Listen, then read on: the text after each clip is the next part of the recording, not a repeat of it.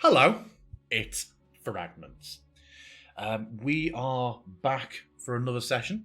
We are still Sans Jack. He should be back next week. I think Quint, you were going to give us a very quick summary of what occurred last week in exchange for one portion of inspiration. Sure. We set off in the early hours of the morning from the no longer abandoned house.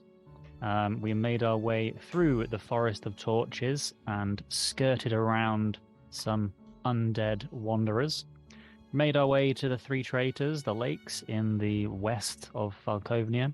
There we found a raised platform dais type thing with what appeared to be some kind of mystical teleportation type circle that triggered the arrowhead talisman into vibrating with a mystical power.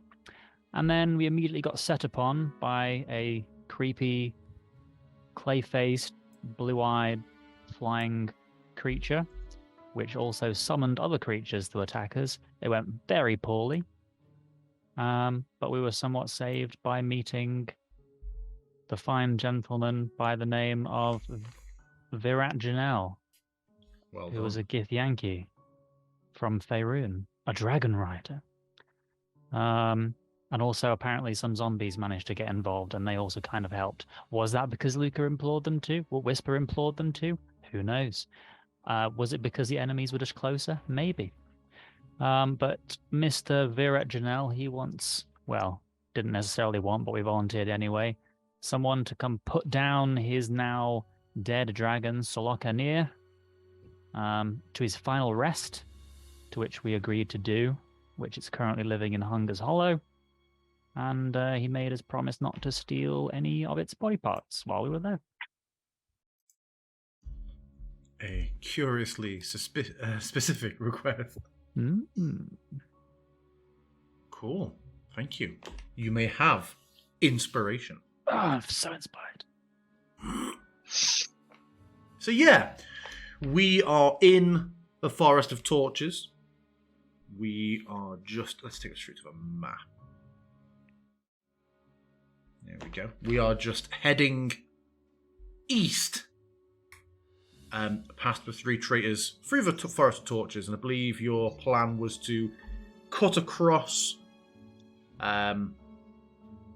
near Willow Watch, was it still? But to bypass it and to head over into the central woodland there and pass through Hunger's Hollow on your way to Morfenzi. Yeah. It is about 8:30 a.m. You made an early start to the day. We are on 23rd of First Moon. So there are just over a week until the dead come. Yeah, as you are passing through the forest, you may speak. Where's my map? Who is leading the way? Presumably Virat Janelle. Virat Janelle will be leading the way, thinking about it. So yeah, it is whereabout are we on the, are we still well within the forest? So the forest clears near the water, and so you're sort of heading back into forest now, heading east. Yeah, okay. Yeah. Let me just. Oh, you guys look like shit. So do our characters. So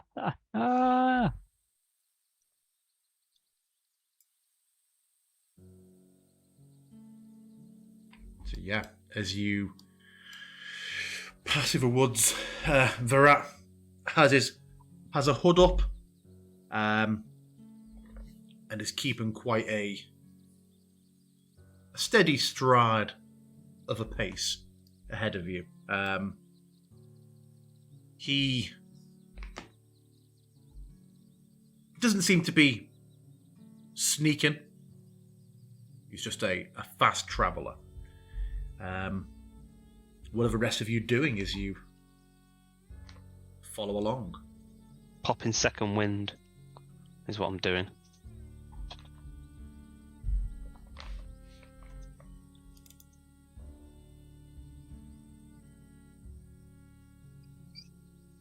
That'll do A me. solid roll. Solid as a rock. Quint will turn to Hazim and say, Mr. Hazim, so where did you say you were from again? In Faerun, that is. I'm from many places. My Al-Sara, we traveled between Karatur and Kalamshan in Faerun. We had somewhat of a constant migration. It would take a number of years for us to travel back and forth. We would reach Kalamshan, then we would turn around and head back the other way. I have not been with them for many years, though. Well, I mean, what was the purpose of this migration if it was constant? Is it migrating for the sake of the weather? It has always been my people's way. I've always believed that it is our responsibility to try and join the people of Karatur and Faerun.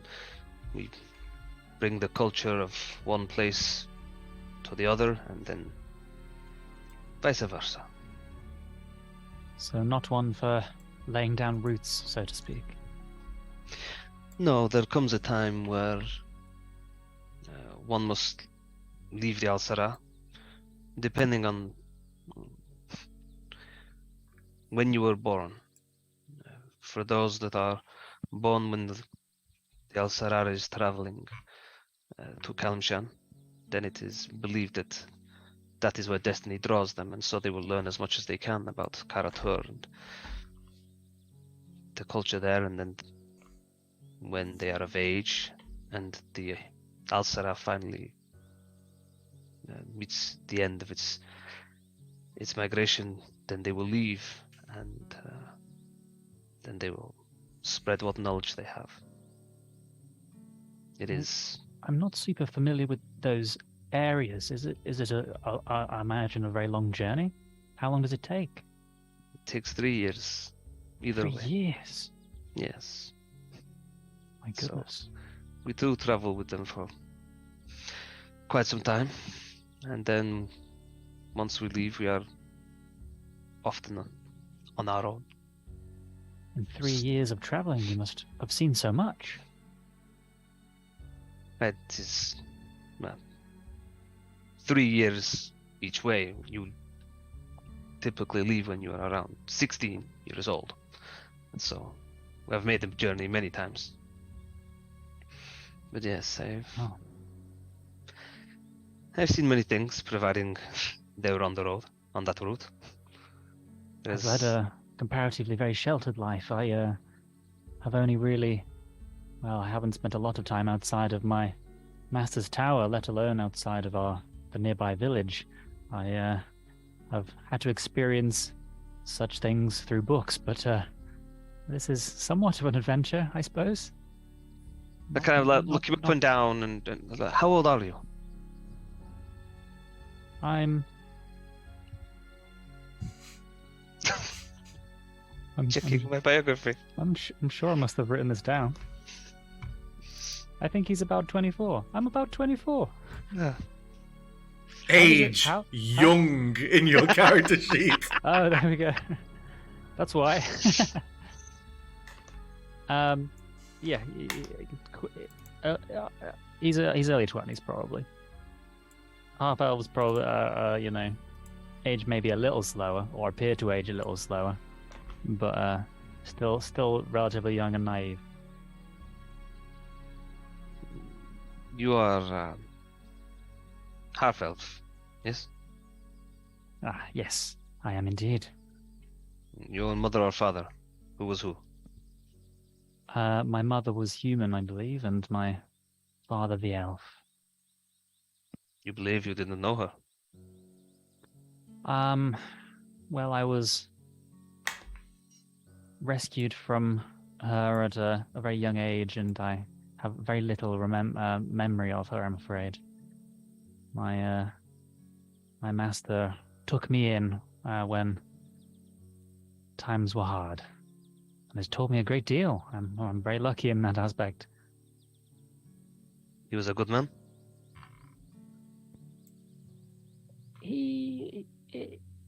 He's taught me a great deal.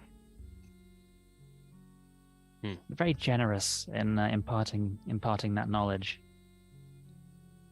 A man of focus and determination, I'm sure. Oh, absolutely. Men such of those often have little time for other qualities. I wouldn't say he's exhibits a lot of nurturing instinct, shall we say, or caring, but yes, a very knowledgeable and driven man. I certainly could be in far worse situations, like being born in Falkovnia. Indeed. You seem decent enough. You don't come across as aloof or cold, so you must have picked these qualities up from elsewhere for somebody that had such a sheltered life. Well, I certainly spent some time sneaking out to meet with anyone other than my master, so to speak. But I've longed to see more of the world and meet more people. So I'm trying very hard to embrace it, despite the fact that we're in a land surrounded by undead monstrosities. Until this place, have any of you been beyond Faerun yet? Sort of calls back over his shoulder. Certainly not I, No. Mr. Viret. We've been to Karator. You have not left the world. You have not travelled beyond yet. No, I've obviously heard that there are things beyond our world, our plane. I'm aware of the gift to a degree, but no. This is the furthest I've ever been from home, Mr. Frodo. I will presume, having survived so long, each of you has some kind of skill. Your glaive is evident. Quint, I saw you use magic. Whisper, I saw nothing from you, but assume from your general appearance that you dabble in the arcane. Perhaps foolishly, yes? I am blessed by the promises of my God. Is this blessing responsible for the fact you are blue? Just a reminder here, because you all forgot.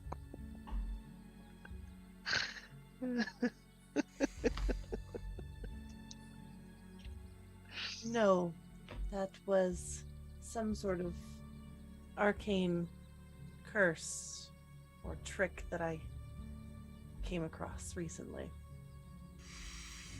I did wonder if it was a stylistic choice or a symbol of your god's favor. It will not make things easy for you should we need to sneak at any point. Speaking of which, and you see just quietly puts a fist up to stop you, and you see about 100 foot away, just a single zombie shuffling along in the tree line, unawares of you. But Virat begins just to line up his crossbow and tracks it for a few seconds, and then just in the head. Zombie falls.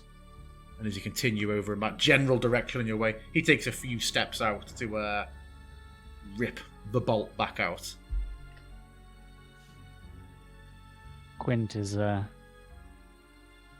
in awe of such anyone displaying some kind of real practiced and skill that it's the kind that becomes almost second nature, and in seeing that would definitely pull out his crossbow in an attempt to be like, yeah, I could totally do some of that kind of stuff.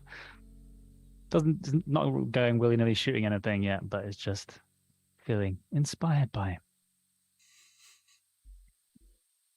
You what do you know of or make of the undead over at the Eyrie?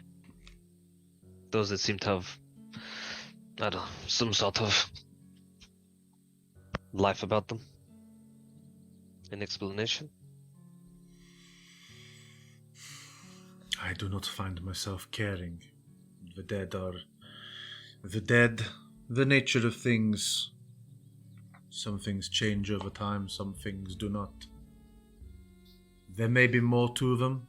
There may be a story to be told there, but it is not one that concerns me, and so the dead that I find, I kill. You've really taken on that Falcovian accent. For a kid. Wow, he's been here a long Blend- time. Blending in, yeah. How long's he been here? Like His 18 voice years goes or so, up didn't and down. He follows a different sort of voice to Yeah. everybody else. he? And at the end of his sentences, he giggles. And what the?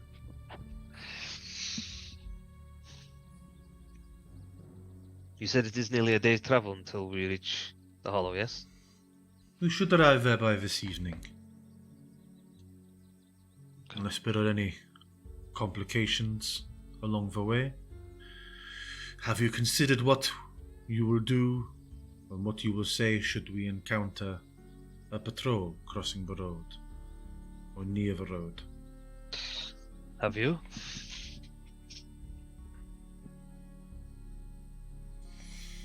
I have, but it depends on your attitude towards Drakov's forces. You say you have already killed a high-ranking officer. Do you know for certain that there were no witnesses? I think we killed everybody, right? I'm pretty sure we confirmed that we had no witnesses, right? By going on a second killing spree. As much as anybody can be sure of these things. It was a enclosed area. It was at Silverbass. They were doing a raid, and regardless on whatever people's beliefs are, what they hold true, murdering children in their beds isn't something that... She did enjoy her base butchery, Lady Rena. It was not much of a struggle for us to kill her. There are plenty of people of Falkovnia that we have met who are loyal to Drakov that I would not say they are enemies just because of the side they have chosen. I think it's fair to say that many people here choose the side for their own survival. I cannot necessarily fault people for this, and I feel that when people are pushed far enough, then for those that break, it seems that they would become the rebels. They would leave. Anybody that doesn't, and they side with the doings of what Irina did, I have no problems with putting them to the blade. This is similar to my own feelings and what I have encountered here.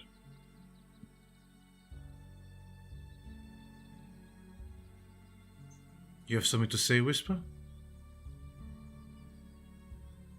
It was a mad dog that needed putting down.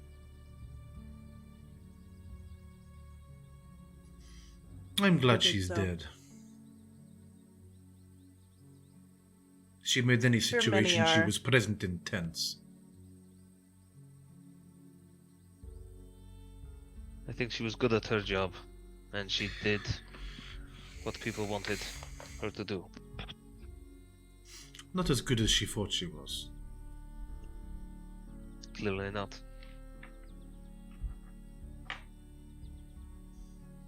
Before you came here, you have taken other lives, yes? A few. We are all seasoned. I've fought plenty, but I've not taken many lives. Have any of you hunted larger game? Adventurers Guild? Dragons? Quint Never. merely looks sheepish. Never a dragon, but I have hunted.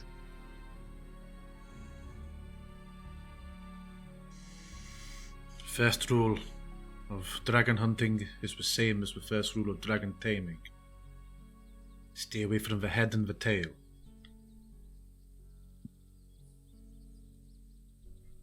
Even in death, this is good advice for Sorochanir.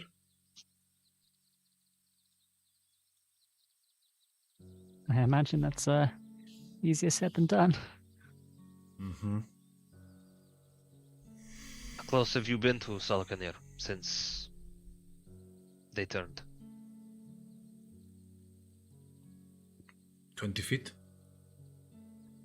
They are aware of who you are, No, and yet so close. but he was distracted.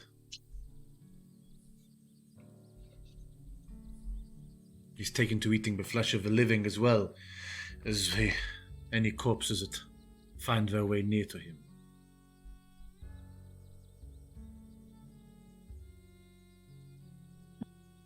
Do you have a plan for how to kill him?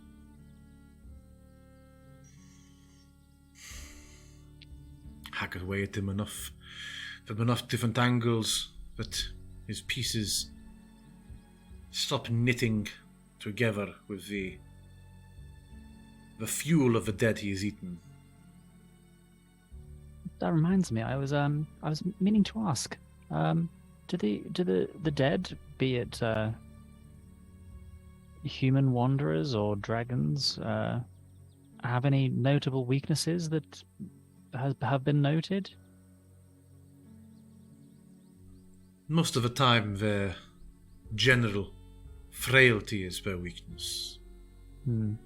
They do not react quite as strongly towards divine magic as some of the undead we may have encountered back home on our plane. They seem to lack that fear of the radiant spark. So they're not necessarily a creation of an unholy nature. They could be the product of a disease or parasite or something of that kind of nature. It is possible. To be much more of a disease. But they respond to fire and the like, as any living thing would. They do. Okay. Some of them fear the flame. Some of them have no fear of the flame, yet are filled with a noxious brew of fumes that causes them to explode violently. So for some, flame can be the wrong choice, depending on how close your allies are. Good information to know. Most of Drakov's forces are kept ignorant of this fact. They see the undead merely as a single roving army of corpses. They do not take the time or have the exposure to really see or be educated on the variations. Many of the soldiers are kept ignorant of such things. He says to Quint, finishing his sentence. Curious. What kind of technologies do the soldiers or the garrison have access to? Do they simply use average weapons, spears and the like, or do they make use of elements like fire? Do they, hot oil and flaming arrows? Do these form part of their normal defense? It does. The technology here is more limited than at home. There is no magic, no real alchemy outside of what Razbanov tinkers away with. But Drakov has a keen, tactical mind. She is an efficient, if unscrupulous, commander. She leads an effective defense, but she is far from being above Pyrrhic victories. I do get the impression that she plays the pieces as pawns in a game of chess rather than preserving as much life as possible. This Raspanov, you said, tinkers with some alchemy. Has he any notable concoctions that are somewhat available? Anything approaching healing or poison or acid? His healing is not... There are no potions of healing. Too magical in nature, I suppose. His healing is not something I would recommend allowing yourself to be subjected to. I've seen the form that it takes. It often is more like flesh shaping than the healing of wounds. There is, of course, his current prize project, the Primal Serum. You may have seen this already, depending on how long you have been here. It is what the agents take, yes? Some of them who are chosen, yes. At Morfenzi, they will take the Primal Serum. We have met a handful of them. It is effective, but it provides combat effectiveness, but inflicts terrible injuries and permanent changes on the imbiber. Each transformation brings one closer to the undead. It is far from perfected.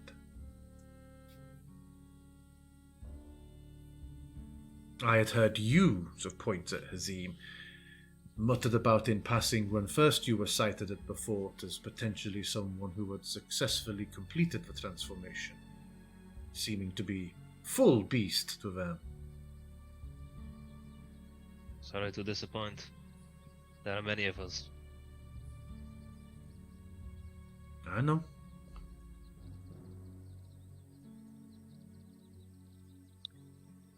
Facing Selkanir, I've noticed that whilst I am more than capable wielding this weapon, it is still only of a mundane nature. I felt its ineffectiveness against the things that were being summoned before. I'm presuming as a dragon, it will be equally as ineffective if it is not magical in nature. No. The hide is strong, but it is still a creature of flesh and scale. If it can find a point to pierce, and from what I've seen, his armor has been ravaged. I'm sure you will find many places to gain purchase. There is little here, thankfully, other than the undead in the way of what we would be familiar with back in our plane. No jinn, no beholders, no elemental beings. Most things here, if you can cut it, you can kill it.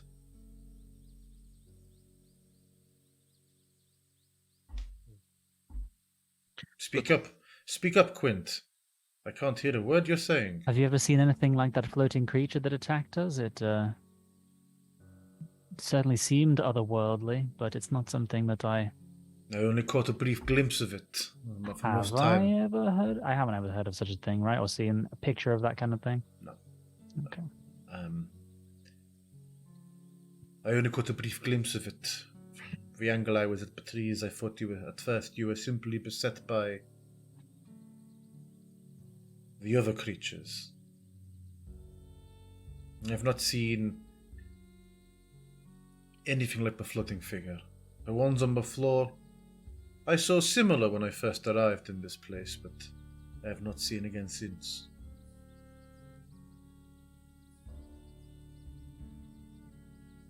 When I first found myself on Solochanir in Falkovnia, we found ourselves in a huge mausoleum library of sorts.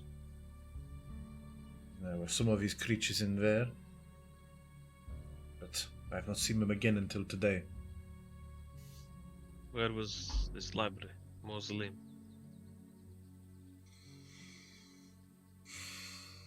It was where I found you. That was a mausoleum? The day I emerged from it, yes. And then I turned after leaving, and it was as we saw today. Ah, we experienced something very similar. At least myself We and Whisper. arrived in a similar way.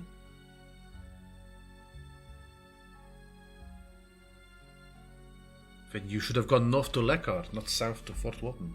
But you were not to know.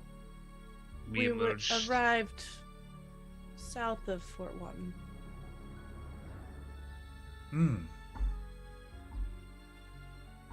Unexpected. It seems it is not consistent then. The same exit, but not necessarily the entrance in the same location. Once you are out of it, I imagine it does not matter where.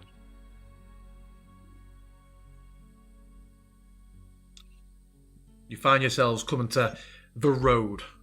You know that north is Willow Watch, south is Silbervass, and all the rest of Falkovnia. And yeah, the rat begins to actually sneak now. Just ranges ahead slightly, trying to get eyes up and down the road. After a few minutes, he just calls back. Swiftly, it's clear. And he just gives a bit of a jog stride down to the edge of the road, gives another quick left and right, and just dips across and starts to head back into the tree line on the other side of the road. I will follow suit. I will Just lead up the checking rear. road and crouching and following quickly.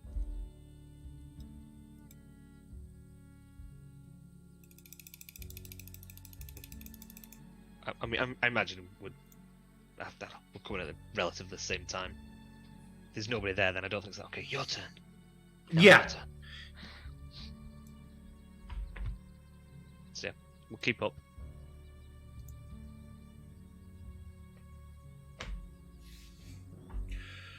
You mentioned heading onto Morfenzi at some point. What do you consider your business to be there?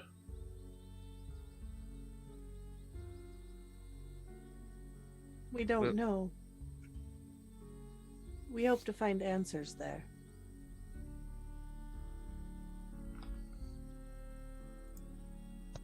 We're looking for someone. We have got a name, and we feel that perhaps they may have some information about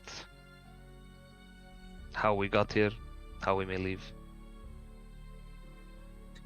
DM, can you remind me? Did we ask him about Strahd last session? At the end of last session?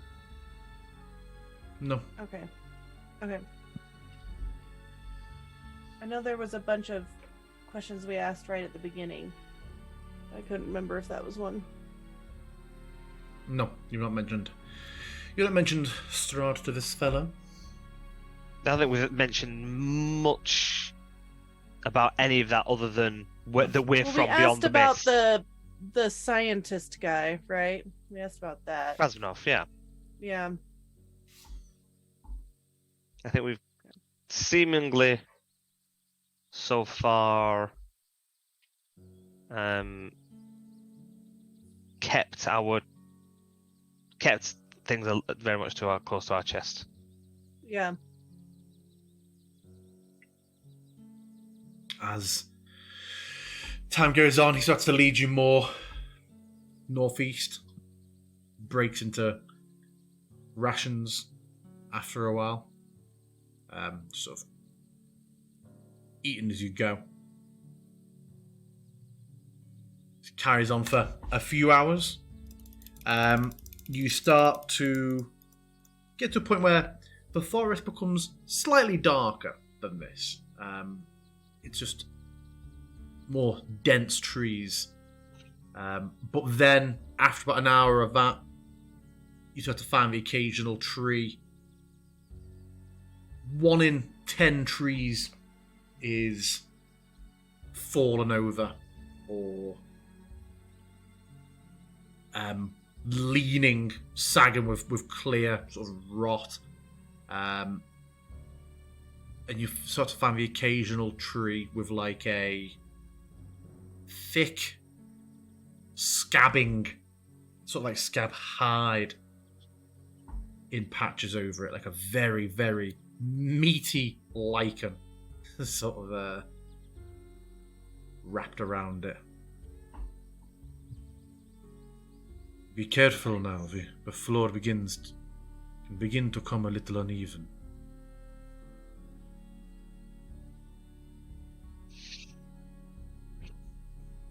Can I take a closer look at the lichen? Yeah?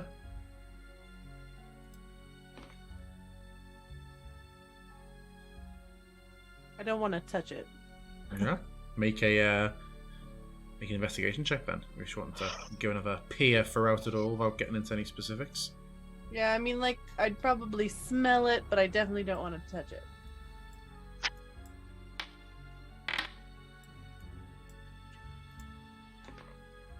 Cool. Thanks. Cool. Yeah, it looks thick and hard, covered in spikes. Looking at it, you see the slightest bit of shifting to it. This segment of like wrapped around the tree a little bit. Virat calls that, I would not touch it with your skin. Is it related to the disease that affects so many of these undead? Perhaps indirectly, it is the direct result of Solochanir's breath. It leaves a fast-spreading virulence behind it. It is not something that... He no longer breathes flame? He does, but where the flame kisses, this lingers and spreads. This is not so in his life. But as we draw closer to where he makes his lair, this will intensify. Have you seen creatures affected by this same?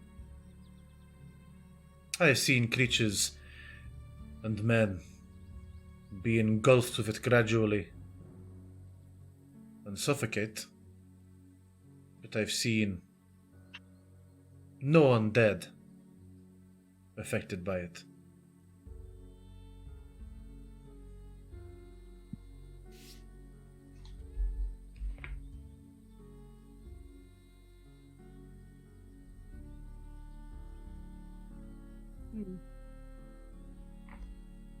You are familiar with it? No. It seems an odd side effect of whatever this disease is. As I say, not something that he did in life.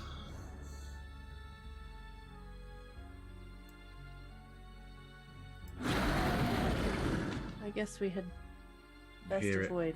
In the distance. Mm-hmm. Far away, bit of an echo. Very much. Do you ever in Skyrim the weird different noise it'd make before you're close, like wow, wow, wow, in the distance, that kind of level. It's enough to make you start being. But you look and it's mostly canopy. But yeah, you hear far away. We will. Did he say he wasn't able to fly anymore? His wings are in tatters. Yeah. Yeah. What will you do with the remains once we have killed him? We will burn them. A big fire. So just pats at his bag. I will be able to accommodate it. Interesting. I have a little alchemist's fire with me. I pat my bag. So do I. Don't think you do. I think it's part of your buried cash, isn't it? I'm fairly sure we Near the actually fort. picked. We've I thought we'd picked the cash up before we left that. it. Yeah. But When I we can't- left Fort Watton for good, we retrieved it, I thought. I thought when we came back from the Eyrie before we went to Silverbass, we recovered everything. Okay. Yeah, when we made the decision that no, we are not going back to Watton, we're going to go on to Silverbass, we dug it up. Because we didn't know if we'd ever come south again. Okay.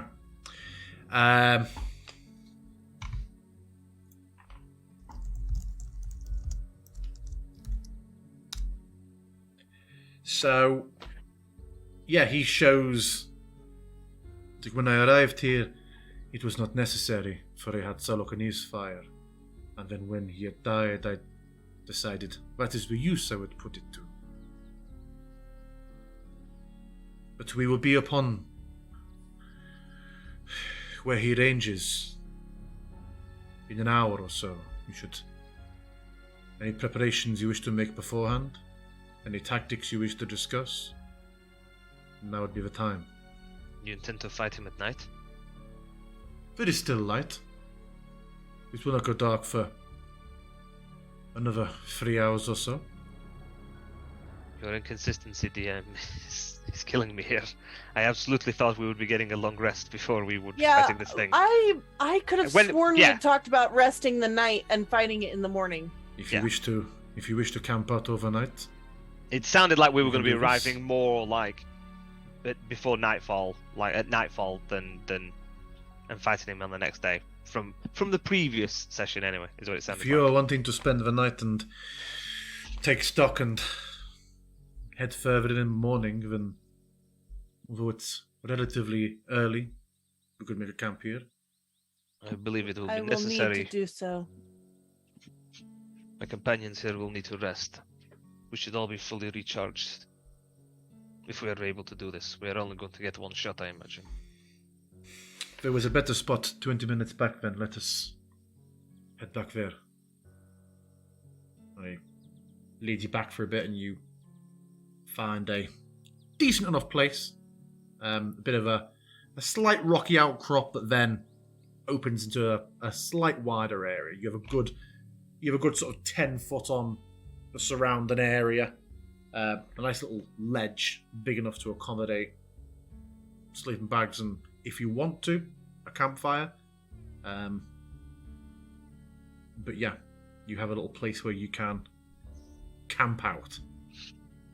I wouldn't start a fire unless that he thought it was worth doing. If he thinks it's going to signal people, then obviously probably not a good idea. He's like, I myself do not require it, but I do not know if you do. I'm fine without one. Azim, how are we splitting the watch?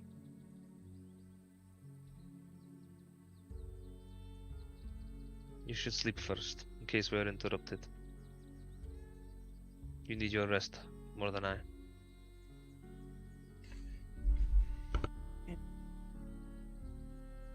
I'm happy to take first watch, if you'd like. I will take second.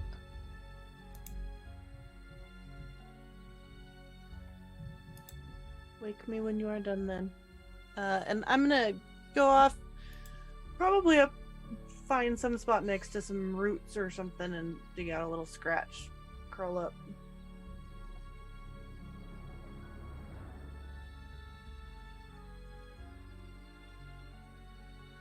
I'm presuming it's low idle chat. I mean, if we're only making camp and it's it's still early evening, then Yeah. I'm presuming we're not necessarily falling asleep yet, but we're just kind of like floating around for a little while. Yep. I mean, Whisper still looks in pretty bad shape. Yeah. So, I mean, throughout this whole walk, a lot of the time she was just like walking and just listening to you guys talk. Very clearly, just like, I'm fine. We're resting, if not necessarily all at the point of tiredness where we sleep. But yeah. I myself would not be sleeping, but anyone who wishes to remain awake is welcome to.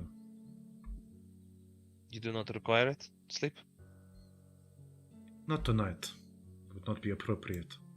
I have work to do. He sort of sits and you see him draw out a very, very long, clearly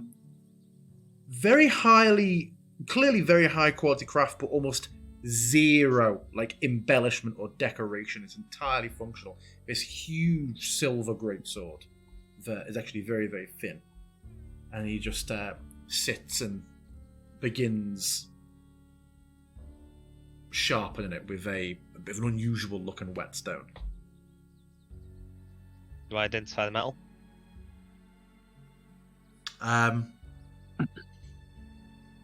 Make me a perception check.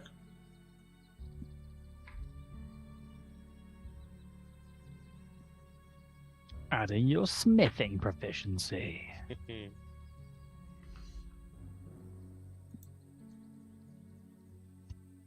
It's a very, very simple, plain, silvery looking metal. Doesn't look like it's steel. It's not mithril. No. Okay. No, it has no similarity to your own breastplate, no. Sure. Well, nobody else knows that I'm wearing mithril. I mean, they in character. But you do. Yeah.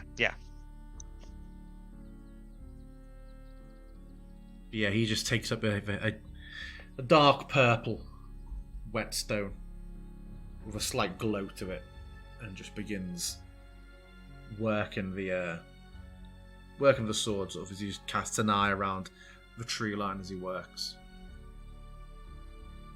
What does the whetstone do? Keens the blade beyond what a normal whetstone could. I brought this with me. Is it something I would be able to use on my own for this fight? No. The metal Unless would your not hold up. glaive, the stone would shatter the blade of your weapon. Unless the weapon, instead of cast a glance, no, it is not silver. No, it is not. And It yes, is not. this would pass through. This would pass through your sword like dropping a hot iron ball on a frozen lake. What is your weapon made of? Silver, technically. This is a warrior's weapon among my people. It is fine craftsmanship. This much I can tell. If we bring Salokanir to his knees. This will give him the death he deserves. So I imagine the final blow will be yours, yes? Yes. Fair and fitting. And unfortunate, but better than the alternative.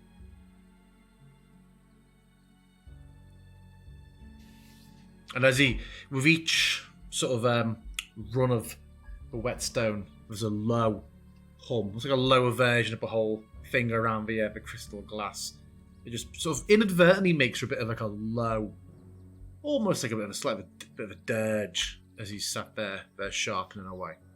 What's everybody else up to?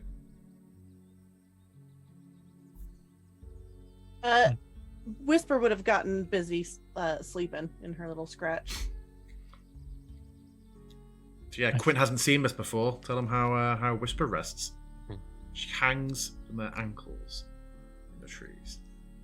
No, I would have just found like kind of a natural depression or hollow up against some roots and just kind of scratched out not a full like cave or burrow or anything, but just a little bit more of a depression to like shield from any major elements or whatever, and like curled up against the dirt.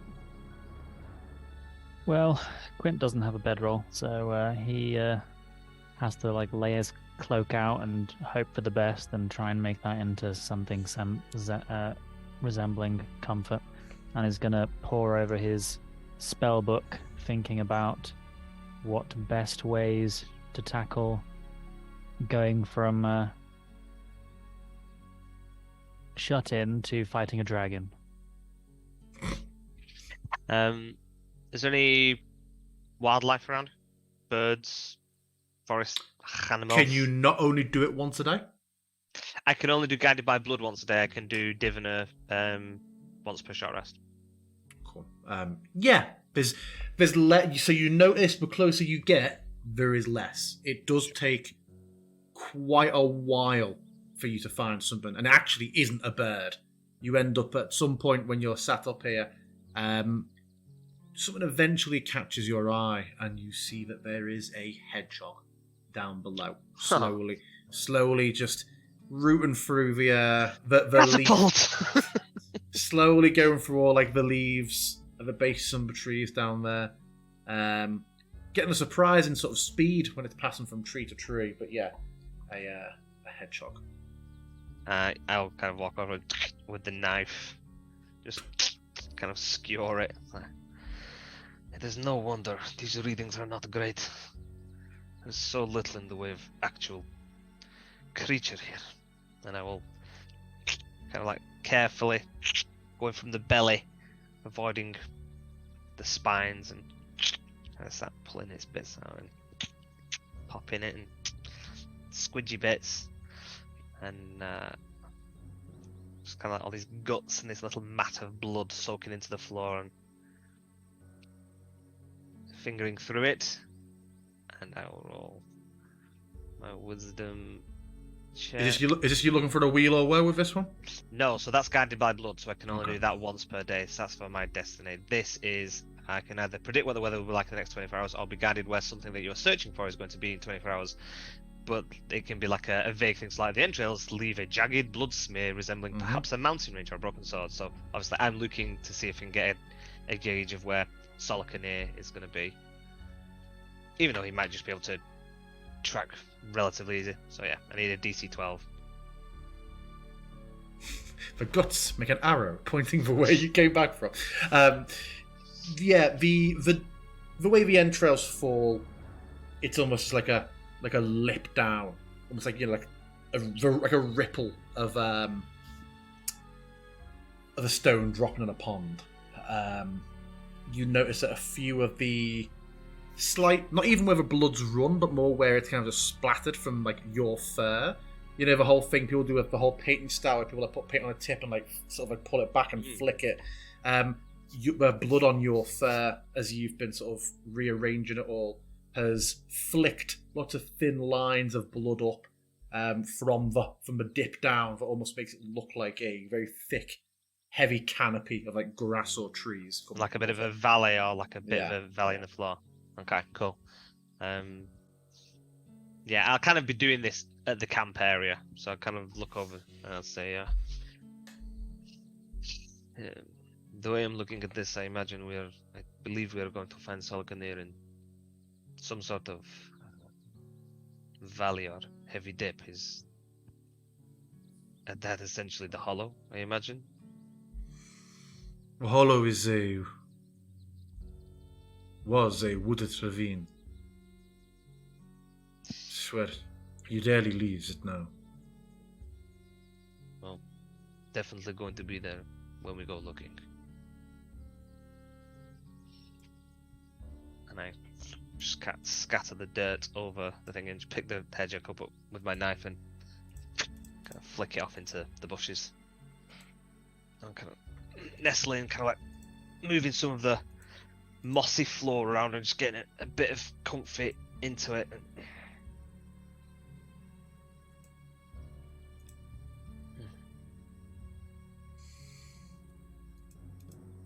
What happened to you?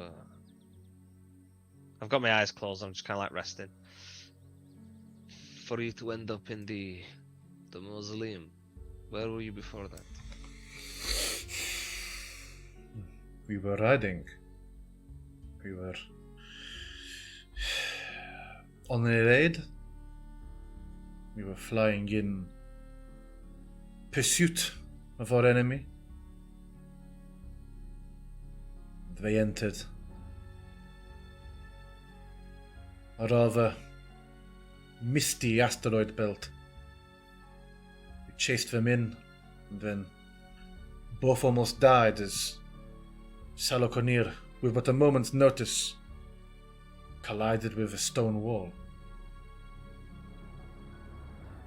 It was just the two of you? No one else that you were with? No one. We thought we'd been attacked by a giant for a moment, but we regained our focus, found that it was simply a giant hooded statue, and found ourselves inside this mausoleum.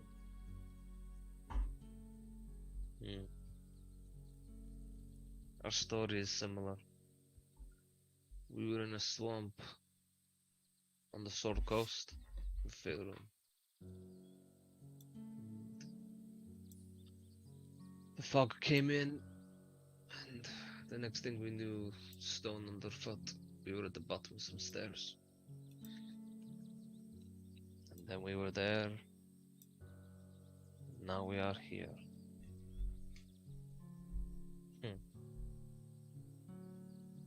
For now. Interesting part of my journey. An interesting tale to tell for when I get back home.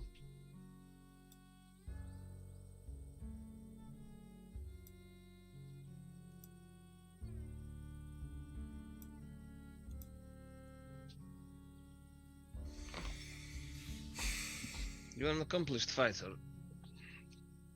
Yes. Could you beat Drakov? And herein lies the interesting question, does it not? Because I have seen her in the fray. I have seen her in moments where I felt sure she would be lost. I once saw the undead spill over the battlement in an unexpected surge, knock her and 3 others down into their midst. Drakov and 2 others, I heard their screams within seconds. She cut back an inexplicable number of them. I've seen her execute people. I have never seen her in a duel or in a one-to-one, but although she has displayed no remarkable feat or prowess, I believe she has something far more dangerous in her favor. I believe she is lucky.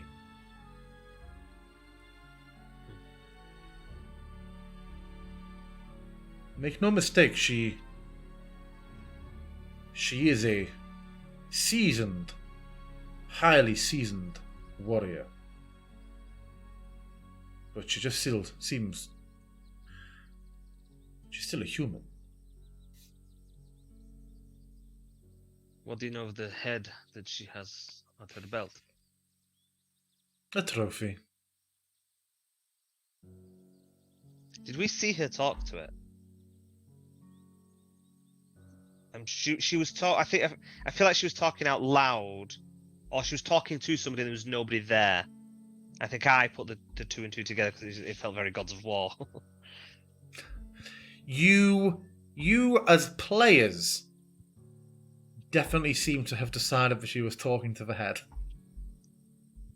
But yeah, you came upon her talking to someone. It seemed like in heavy conversation. Then But she's never Yoricked in front of you. Yeah. Sure. I mean, I don't think it's his place. I think that's as easy to come to presume. There's a character. I'm not saying that the head talks back or anything, but she could still be talking to the thing.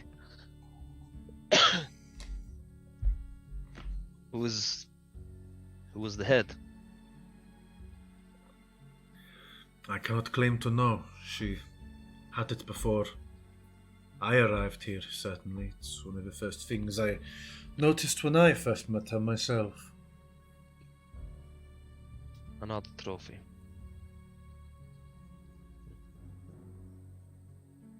Perhaps the head of someone who wronged her. I've never felt it prudent to ask. If it was the head of someone who wronged her, she would need a bigger belt, for I imagine there are as many that have wronged her. She has gotten to that point as an isolated leader, yes. Maybe the first person who wronged her. Maybe not someone who wronged her, just somebody important. People deal with grief in different ways.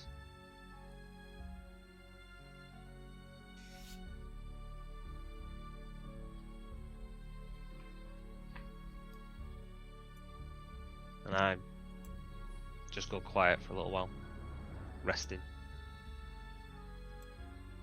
What's Quint doing? He's been poring over spells. He might address Hazine and Janelle and ask questions such as, do you think I'm better staying far away or engaging it close up? Do you think I should focus on offense or defense, or is there someone who's best to receive, enhancing magics? It's hard to know what to expect.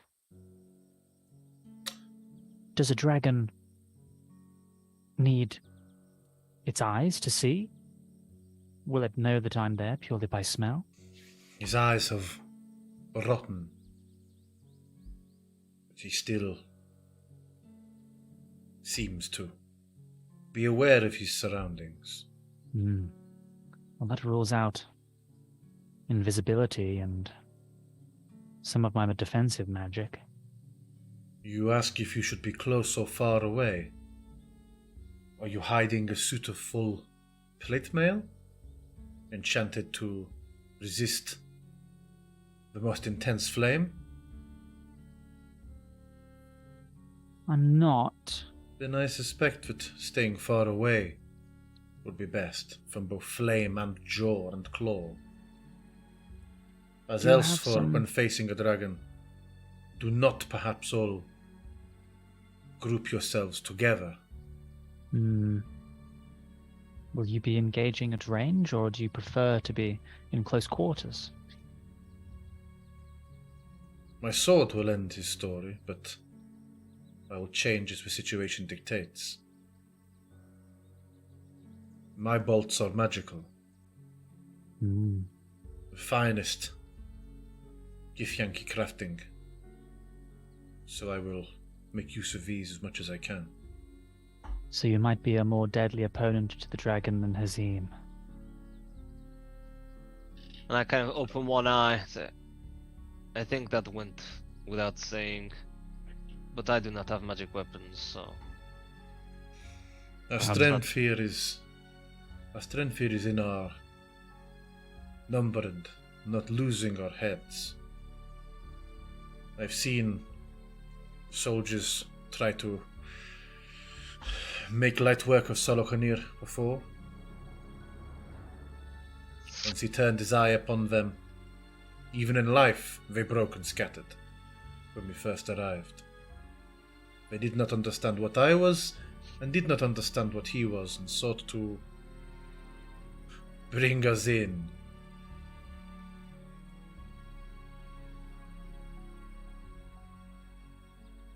Hmm. Needless to say, after that encounter, we kept to ourselves in the woods until a chance to make amends was presented at the new moon. Drakov had called for my head and for Salo Konir's head, but funnily enough, that song changed when we scoured the entirety of the South Road in a matter of minutes.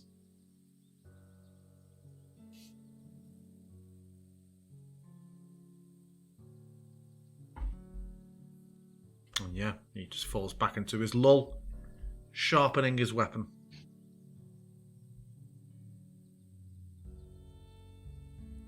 And yeah, rations at some point will be brought out. It feels like it's gonna be a warm night. I'm gonna say to Good. Quint. I know that there are many spells that require ongoing focus throughout combat. Do you have many of those? I know that whatever it was you cast on me that allowed me to move quicker, fight faster. Is that something you could do again? I feel like my only chance is to be able to move into Solokhanir, attack, and then try and get away as quickly as possible, moving in and out. I certainly could. The fact that the dragon has no eyes certainly rules out some of my other mind-occupying spells. I think we can call them concentration. It's still a word. Mind occupying. My main debate for what takes my primary concentration will be: do I either cast that same spell on you or myself, or do I use it to summon a magical weapon, which could potentially be quite useful.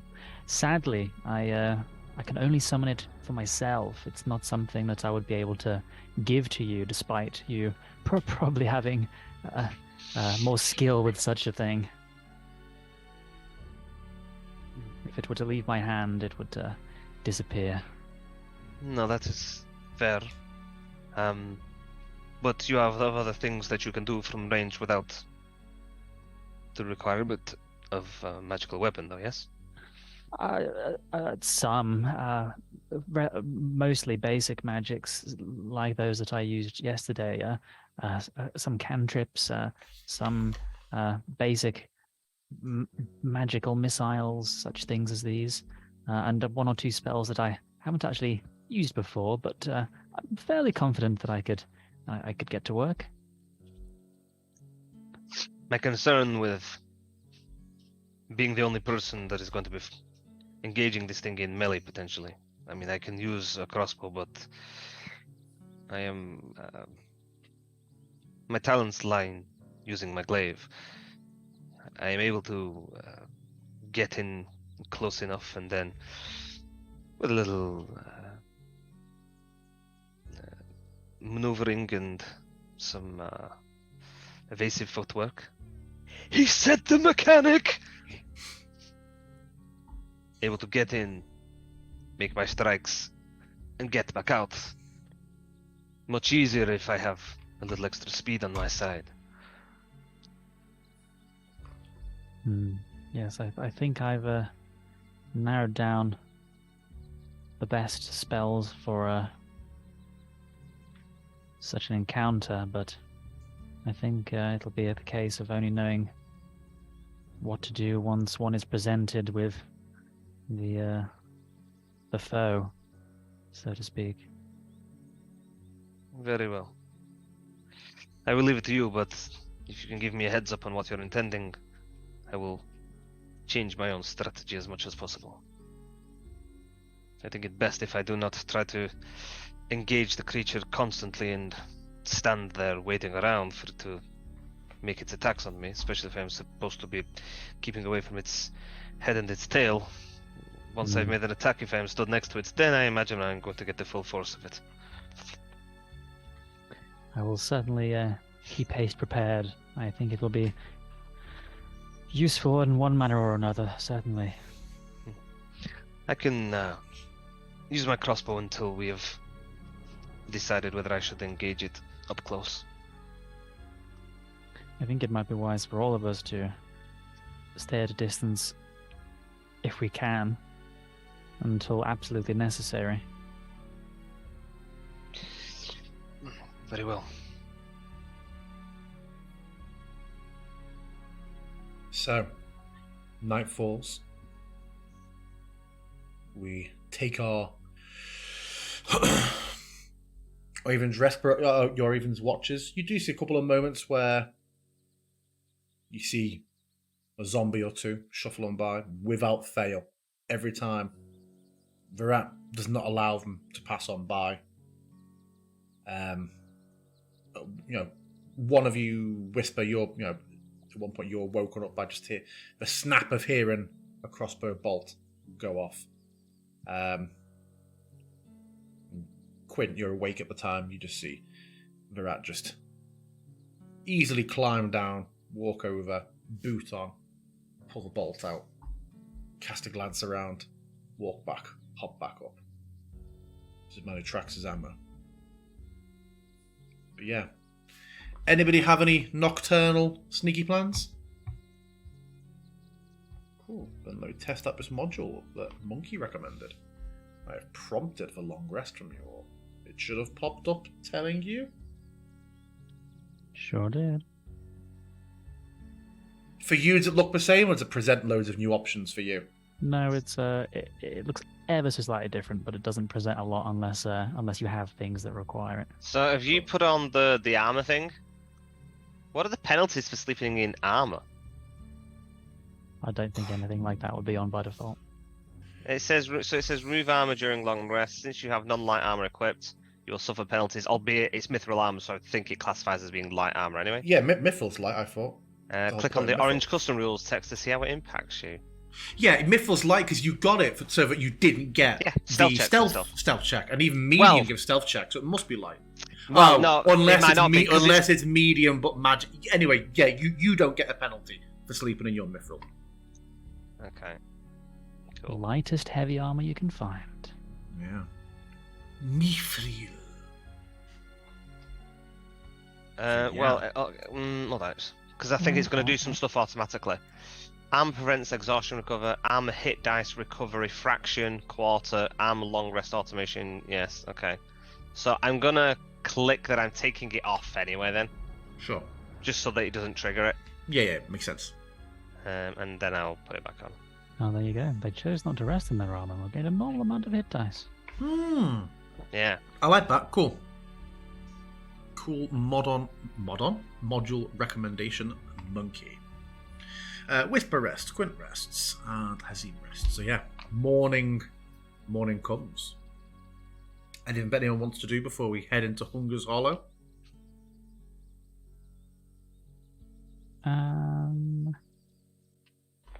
Yeah. No.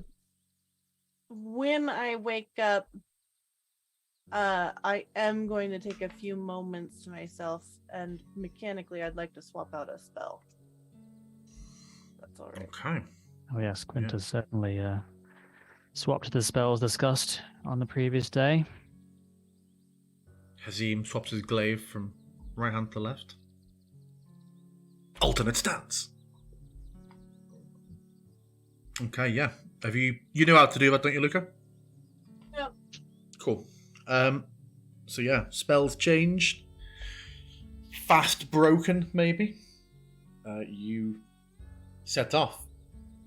You notice there is a pile of 6 or 7 zombie corpses just sort of dotted around this area. Virat not seemingly letting anything slip by in the night. But you head back, retracing your steps for about those last 20 minutes of the day before you turned around to make camp.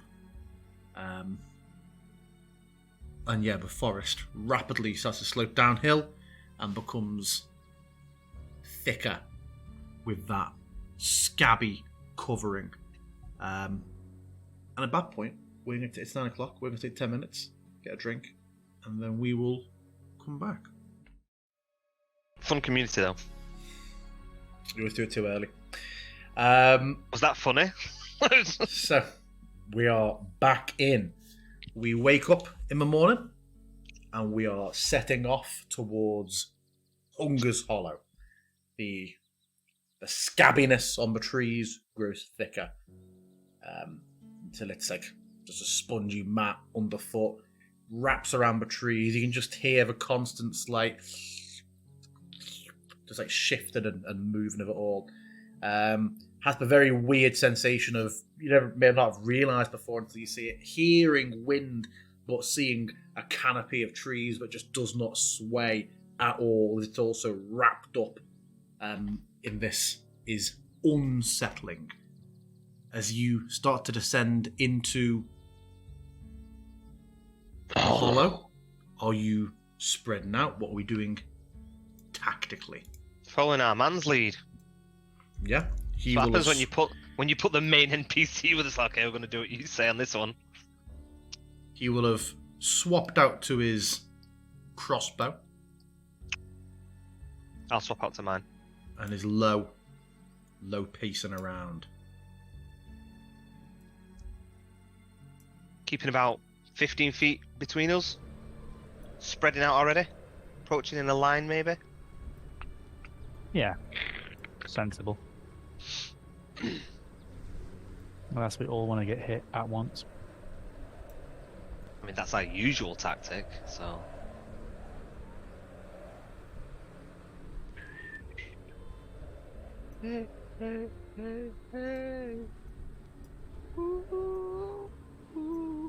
So as he does, he just stands up in the middle of the forest and gives it.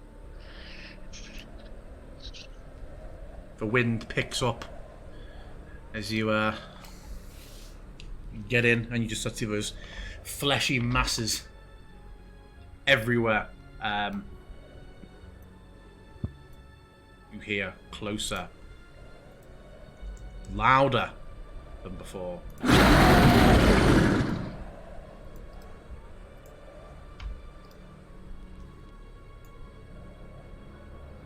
Every time that I've kind of heard that whilst approaching, Quint's definitely been like ducking and eyes flying around wildly. Is it dark in here? It is about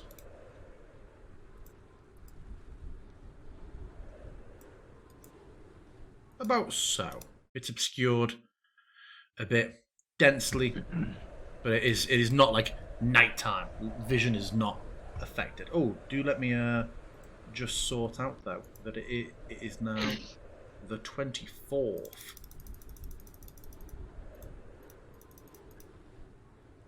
Would we consider this dim light? No. Fine.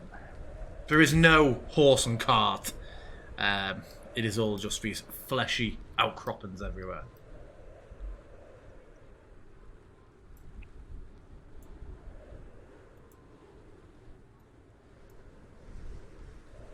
We should spread out. You will smell us before long.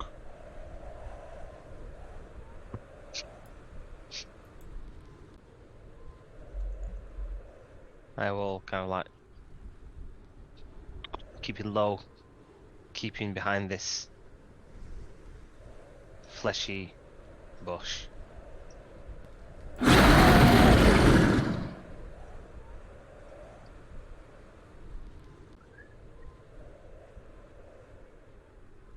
Oh, look at those overhead tiles.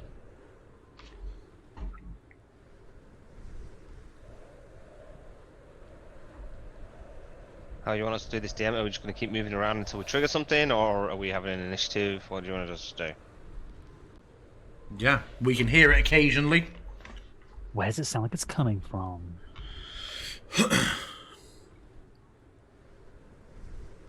Behind you! It echoes. It's difficult because everything's hard. There's all these little breakers, so it sounds like it's definitely coming from the north.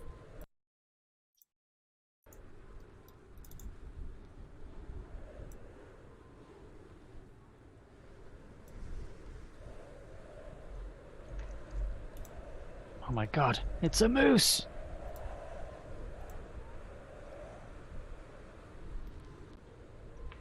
It is. You hear some heavy clawing and scraping, and then what at first you think is some heavy thuds, and then you realise is the heavy but inconsistently paced flapping of wings. My eyes. And go with to a the little bit of movement for a moment, you all see as a tree ahead of you as a large rotting form just sort of very quickly half like over the top of one of these hard trees, and you see sort of flesh and viscera raining down from on top of it as you see this pulling itself over the tree. Backing up a little bit. And I would like everyone to roll me. It's alright, it can't bite you, it hasn't got a bottom jaw. Nice. Licks you. I would like everybody to roll me. Oh no, everyone was targeted. No! Nice. I am the boss now! Yeah, I would like everyone to roll me initiative. We have done. Cool. Shan't. Music should be on the way. Yeah, I'm yeah, hearing can music. hear it. Oh, you can hear it. I Loudly. can't. That's odd. Is it very loud? I mean, I had my playlist I'll set to loud. do a quick reload on mine. Let's just force it. I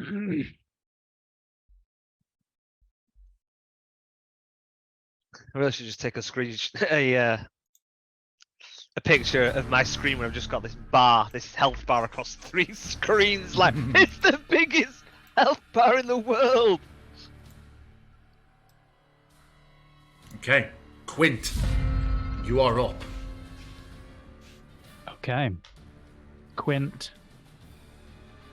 is visibly nervous, shaking a little bit, and is going to draw from his right hip a short sword. And he kind of mutters to himself, "Okay, Quint, you can do this. Stay calm. You know how to focus. Go ahead." And he's going to start swinging the blade in front of him in a pattern. He starts stepping kind of in another rhythmic sense to the point where his steps make a sound like boom, boom, boom, boom, boom, as he's kind of pacing forwards and backwards. The blade, as he's swinging it, kind of shings through the air, and then he makes this kind of humming vocalization that's humming / whistling, kind of like Mongolian throat singing, I suppose, but kind of like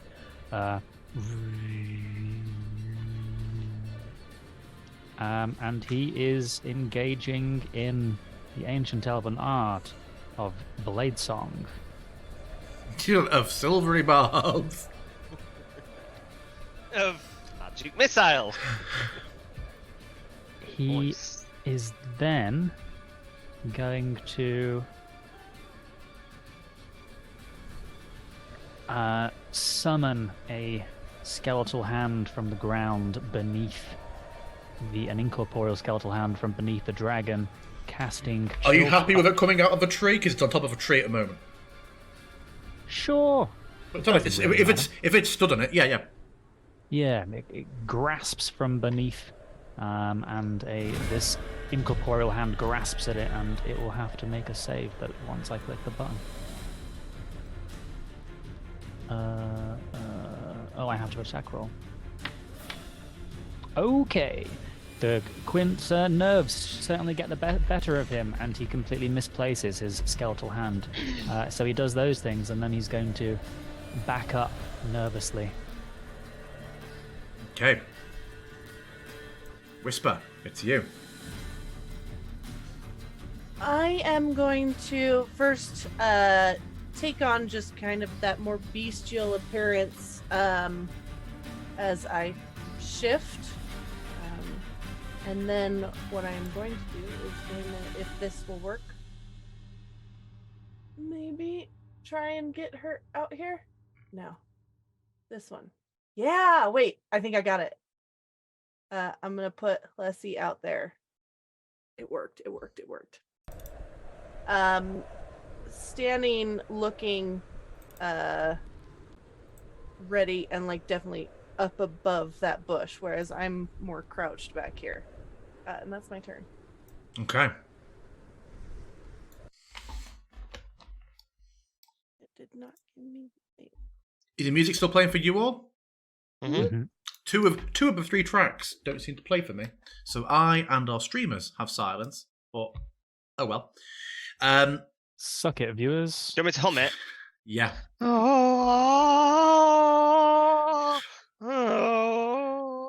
I really thought you were song.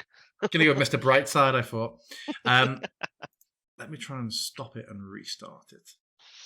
Just to clarify, dear, so are these all calcified, everything that's here then? It's Yeah. like solid. Okay. Yeah. Now is it, because he was saying, I wouldn't touch that. Is it like, we shouldn't touch this, or is it all look hardened? Like, can we climb on it? No, it's been described as like fleshy and slightly moving. Okay. So yeah, it is biological. So we shouldn't climb on top of it. Yeah, he basically. said you wouldn't touch it. Okay. Cool. Solokania leaps, or like half leaps, half falls off this tree. The wings come in. You see there is a little bit of uplift from these wings. They are torn to shreds. They seem to be useful in short bursts. And it just comes flying down in this lumbering swoop and crashes to the floor in front of you both. It is first going to attack Klessie. Remind me what we ruled about. How does Klessie's HP work? So let me just post it in here. I feel like it says in there, does it not?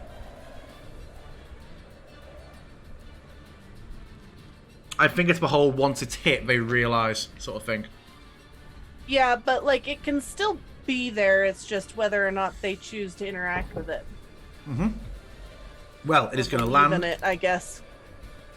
And it is going to... And as it comes down, you would all notice that those wings, it's near enough a risky glide sort of thing. You feel like it could not maintain flight for more than a few seconds.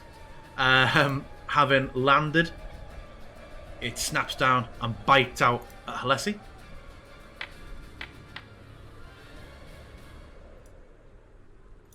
And as the teeth snap around her, but just seem to pass through her, you see after a moment it turns and rakes out with claws at the other target, Hazim.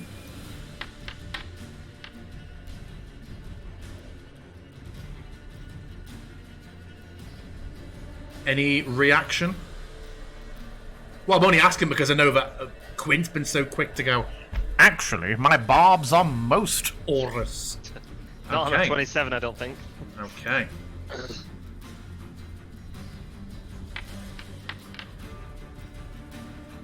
Jesus, max damage on that. And then it makes another slash of its claws. Which I imagine is a miss. Yeah. So these huge jaws just clamp around Helesia. It's so weird that you see her engulfed by them. As the head draws back, the image is still stood there. And then, yeah, these huge rotten claws go across your chest, Azim. But the second one comes, and I don't know if you decide if you parry it away or if you just slip between the claws. But yeah, a second one swinging by. That's it. Azim, it's you. Okay. So I am going to use bonus action second wind. Get that out early.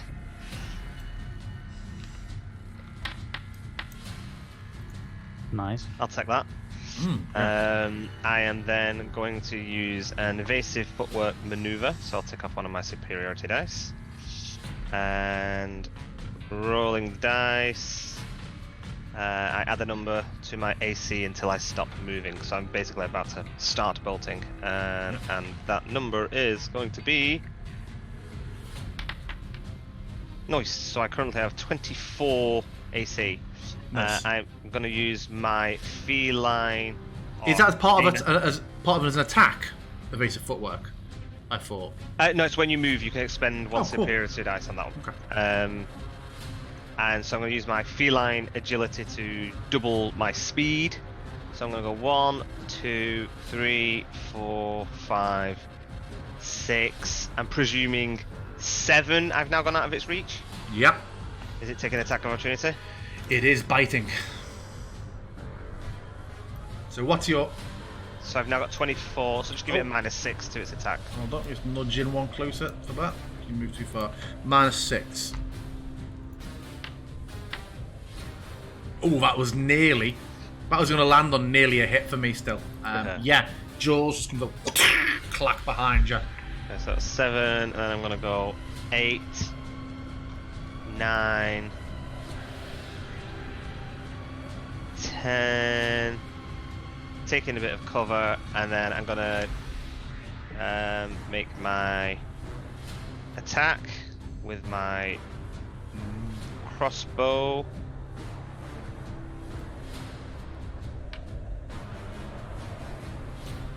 Hits.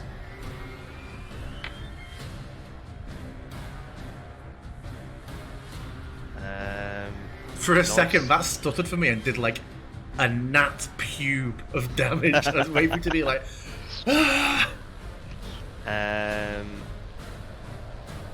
then that is it.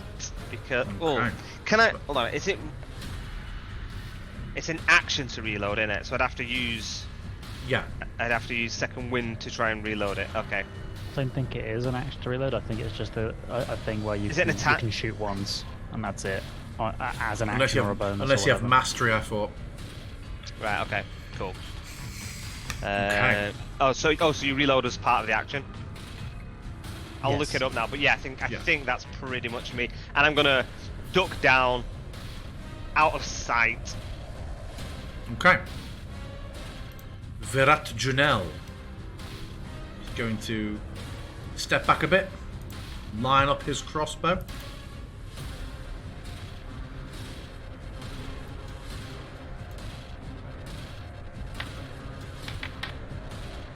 Ooh, nearly a nat 20 for me. No, it still hits.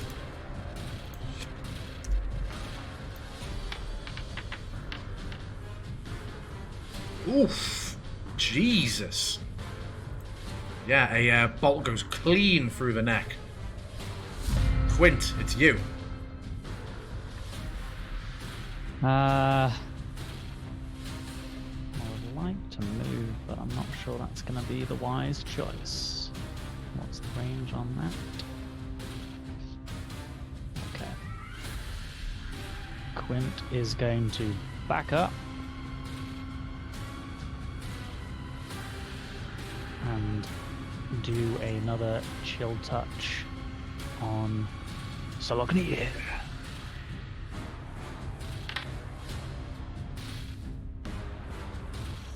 comes up, just grasps as the neck, just serpentine neck, just coils and twists away. You just see the hand go short. Nothing further. You see the empty eye sockets turn a little in your direction. The sound and gesture of your spell cast. Whisper, it's you. Alright, Plessy is going to do me a favor and cast Word of Radiance on this thing.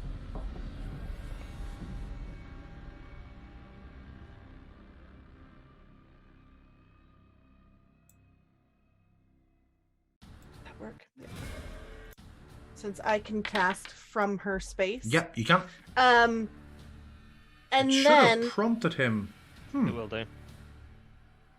I mean, yeah, it's come up telling me that I'm being Did it prompted not? for it. And yeah, it's done it automatically, apparently. Let's have a look what happened there. He succeeded on the damage. saving throw. Yeah. all right. And then I am just going to like kind of almost make a throwing action with my hand, and a kind of shimmering glowing effect will surround Hazim before almost settling into his fur. My... You're targeted. Did it work? I don't think it. I don't think I it. don't think it adds affect- Yeah, I still haven't sorted effects in any of my Okay. Foundry worlds. But Well, yeah, give yourself just a make note you've got... +2 to AC then. Yeah. The DM will have to do that. I'll just do -2 on attacks. Sure. Okay. Anything else from you? Nope, that's it. Okay. Salochanir. Leaps in this clumsy flying bound that crashes down in front of Quint No! and is going to strike out. Firstly, look at Hazim calculating rapidly. Lands heavy, comes in with a bite.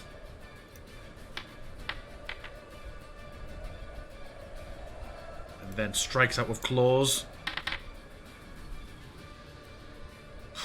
And strikes out with claws again. Duck, dip, dodge, dive. Oh, Until With Oh! silvery barbs. so that's just a reroll, yeah? Yes. I love how that humour just drops. He goes from Peralta to Halt so quickly when subjected to a crit. Okay, here's the second roll. noise. Misses. Tell me how that works. What does that look like? How do you just rewrite history? It's not a chronology spell, is it? How do you see No, it it's happening? it's pure incantation. He sputters out in Sylvan an incantation intended to change the reality of what happened. So it's almost like he sees a little bit ahead of time. Oh no, this is definitely going to hit me. Mutters out as fast as he can, and somehow it misses. Okay, and are you benefiting yourself? I sure am. Okay, yeah. So you'll just see this moment where Salochanir crashes down, snaps out claws on the second floor. You all see that about to land, and it looks like it's going to be a heavy blow. But then, what Quint just described happens, and a claw goes wide. Next up, it's Hazim. Yeah. I'm gonna. I think I'm just gonna attack it from here. No, I think I need to move a little bit further forward. Okay. So 1, 2, 3, 4, 5, 6. Oh, he's also not 40 foot in the air, but he's landed. Sorry, there we go. Okay. Yeah, I'm gonna take a shot at it with my light crossbow.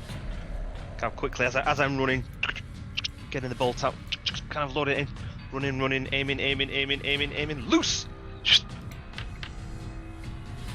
That was so nearly that one for me. After all that description, it would have been so funny. I mean, he's running. We're all doing pretty Hits terrible. Quint. Ball goes wide. Yeah, that's it. There's not much else I can do. Okay. Take a knee and start getting the other bolt ready to reload. Yeah.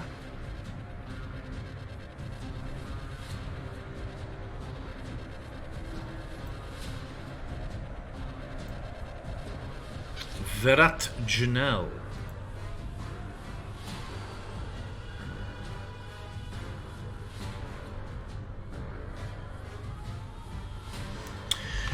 Verat Janelle reloading his crossbow, sees Solokania drop down, and instead he will. Let me just check something.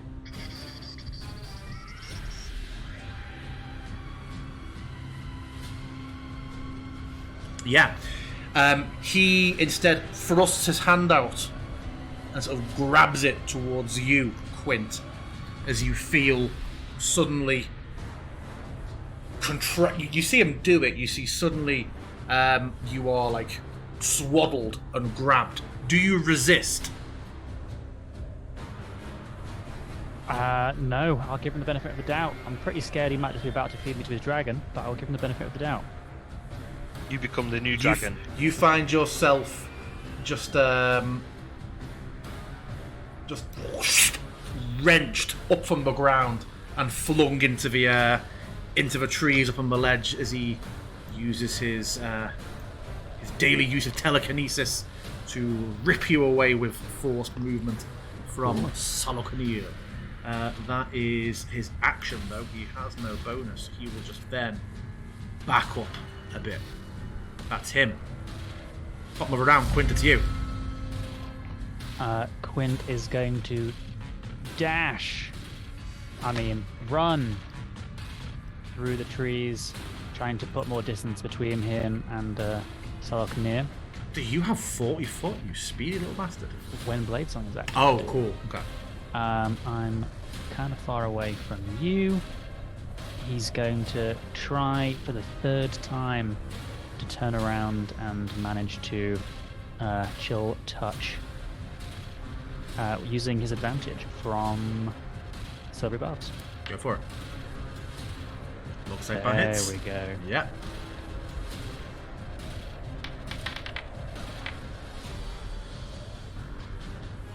Okay, it can't gain points until the start of my next turn, and as it's is it undead? Does it count as undead? No, it's humanoid. Yeah, it's undead. Then it also would have disadvantage on attack rolls against me. Okay. But yes, no regen for 1 round. And I think that would be everything. Okay. Whisper. All right. Bonus action. Alessi's gonna move over here, and then I am actually going to let's target the right people. And she is going to cast 8. Oh, it's not letting me. Let me temporarily move to where Alessi is. It's not letting you cast it from you because Alessi's out of range. Yeah. That's bullshit. And I'm gonna give myself that spell slot, that first one back. Yeah. Okay. Hopefully that should have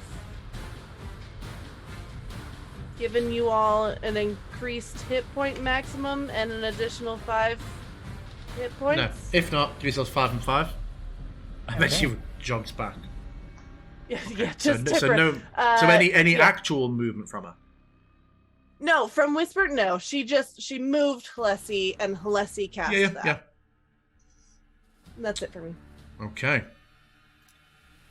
Solokania follows, leaps up after Quint into the tree line.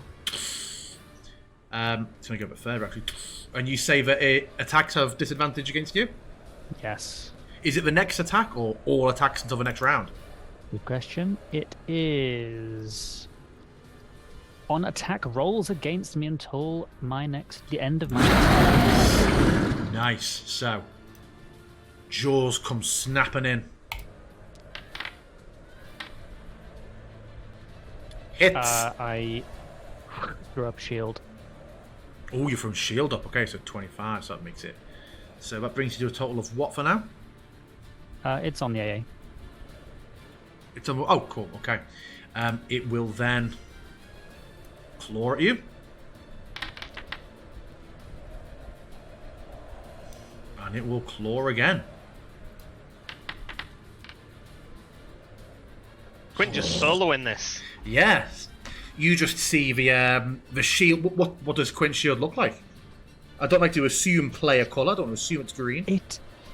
I mean, I did color it that way on the active Is event, it? but it's really kind of an invisible barrier. But then, as it does so, you just kind of see a shimmering green where it was trying to get through. What noise does it make as these heavy blows hit it, not you? I definitely imagine it as a kind of dong. Yeah. You just see the jaws slam into it and then just a rake from each claw. Yeah.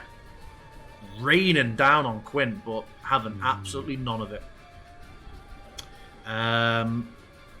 Does it meet the requirements? No? Okay, so next up. That's him. Azim, it's you. Does it meet water requirements? Yeah. Yeah, this thing is still real far away, so I'm again just gonna go in with.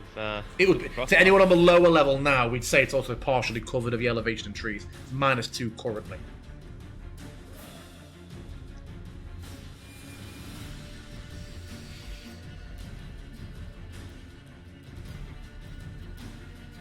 That's me.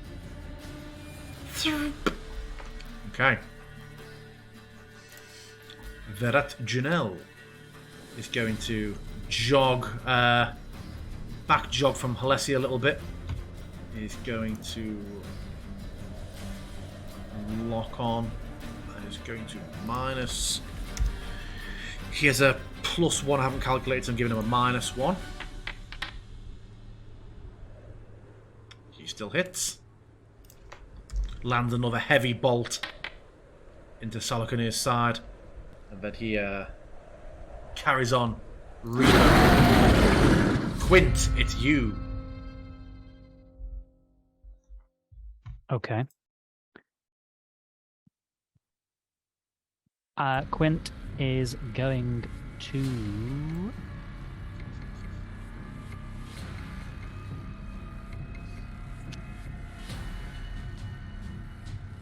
And whisper you're next. He is going to mutter the incantation in Elven to Misty Step. Nice. What's the range on Misty Step? 30. You should see there's a faint green circle highlighting the range for you. There is indeed a faint circle. It's going to pop over there. Oh, that's the measuring tool. Sprint further away. And as he's kind of running, he's going to shout to Hazim, "You've got this, Hazim!" And he's going to cast haste on Hazim. With your ones, no, not now's your time. I mean, I'm Okay, pretty sure okay. you still use that attack for ranged attacks if you want, but at least there's more than one. How does it work in terms of loading it? Wait, these are both level spells. I can't do that. Oh shit, yeah, of Oh, yeah. course. Bastard. You. That's okay. That's okay. So we'll undo the haste, given the Misty Steps happen and then movement. Yep. In that case, I'm gonna sling another. Well, this time I'm gonna firebolt him, and we'll see how that goes. Is he count as being in cover? He is, yeah, -2.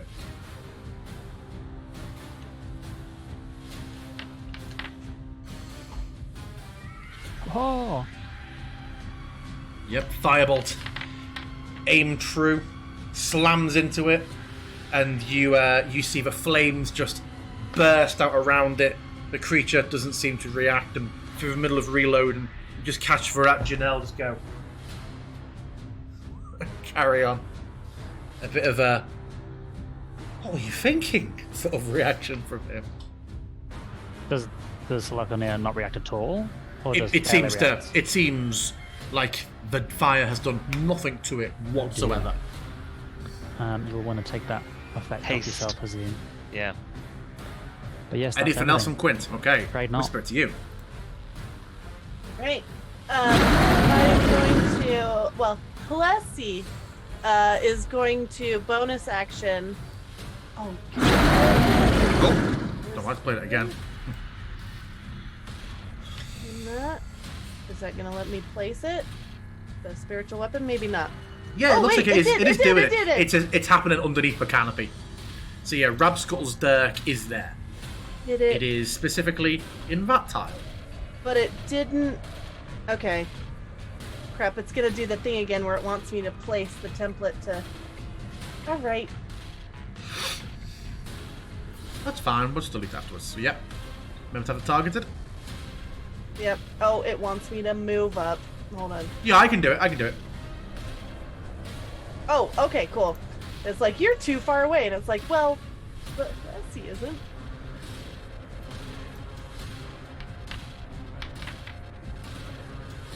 A 13. Oh, what's meant to hit on it? Or is it always? That was just for damage, it wasn't meant to hit. B to hit on the spell. God, I fucking hate spiritual weapons so much. Just make a spell attack. Do a manual spell attack roll for me.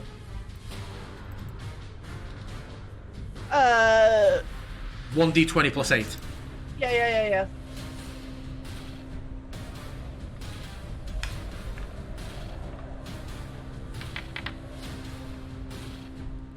It does not hit. Okay. So yeah, the dirk strikes out, but just bounces off the bony forearm of a wing. Alright. Anything else from you? Yes. And I'm gonna temporarily move myself to where Halessi is, so Yeah. it lets me do the thing. But I am also having her cast Sacred Flame on. Yeah, that's fine.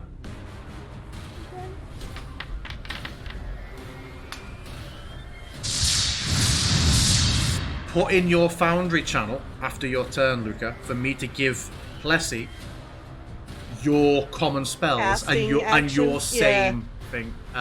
Okay. Salakinia succeeds on the saving throw. Awesome. That's it for me, though. Okay. Salakinia himself.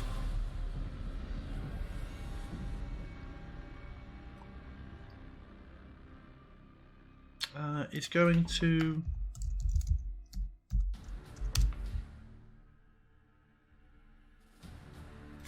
seeing all these spells and things peppering towards him, is going to fly out and land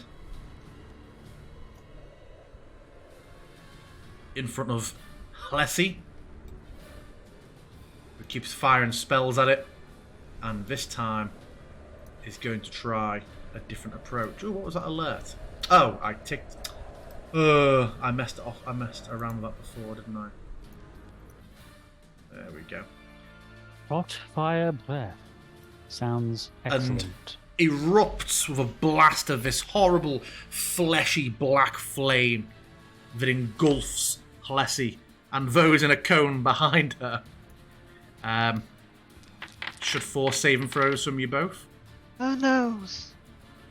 What kind of saves it? I mean, it's not going to affect Halessi, so should I just click away the saving throw? Yeah. It says the flame comes out and it leaves all this burning, smouldering flesh on the floor. Did you take any damage from that, Hazim? 5 damage. Yeah. As this fire fit and you see the smouldering flesh on the floor, it then turns and slams its tail into the floor, flinging just a shower of just burning filth up into your eyes. I need... Halessi's not obviously real. I need Hazim to make a DC 16 dex save. Sorry, Hazim. It's not going to prompt it. No. No, it won't. Just do it manually. If you fail, you have disadvantage on the next weapon attack you make as all this burn. Oh, you see it coming. You see it coming and just manage to... It stinks, and it's burning, but you manage to not get the filth in your eyes. And that is... You only took 5 damage? Oh, no, I had temporary hit points as well. Oh, I see. Cool. Aid, baby. Yeah. That is Salakinia. Hazim, it's you. The floor's fine to walk on. I don't describe this big burning floor, but there's nothing terrain-wise. Cool, okay. Kind of deciding that being at the front end or the tail end of this thing doesn't seem to matter when it's jumping around the place. Crossbow away, and I'm just kind of like darting towards it as I'm unfolding my glaive. One, Unfolding? two. Is it a tactical glaive? No, it's kind of like ribboned around my thing, so it's on my back, and I just kind of like Okay, undo my okay. ribbon. Yeah. So.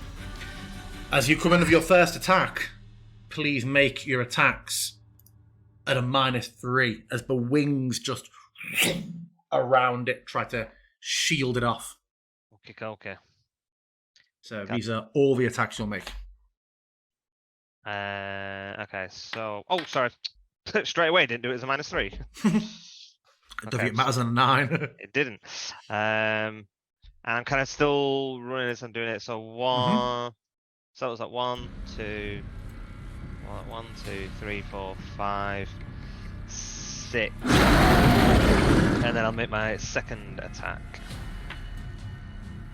With the -3, but I forgot to do it. But it doesn't matter because it's a critical hit! Nice. Well, as this is a critical hit, I am going To do all the things.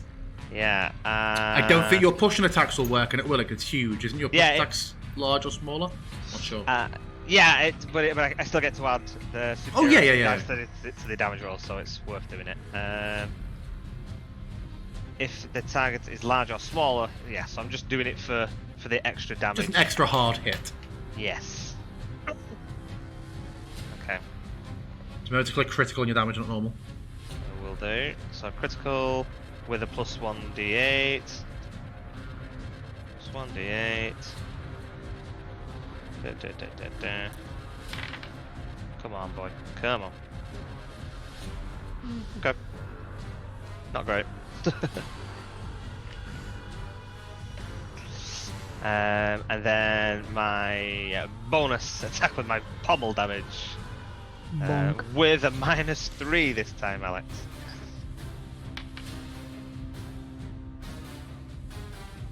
It still hits, it just lands on a segment of very intact scales and just does nothing, like hitting chainmail with it. Okay, and then I'm kind of crouching down, keeping low, kind of like trying to, because it's obviously still facing powder, trying to keep more to the side, but obviously, mechanically speaking, Yeah. matters not. Okay. Virat backs up. Said, "Don't keep dancing with it." It's dancing with me!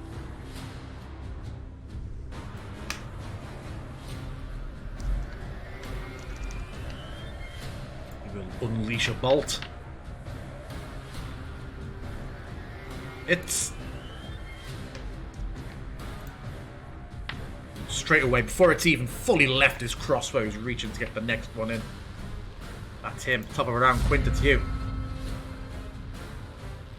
Just going to make to circle around somewhat.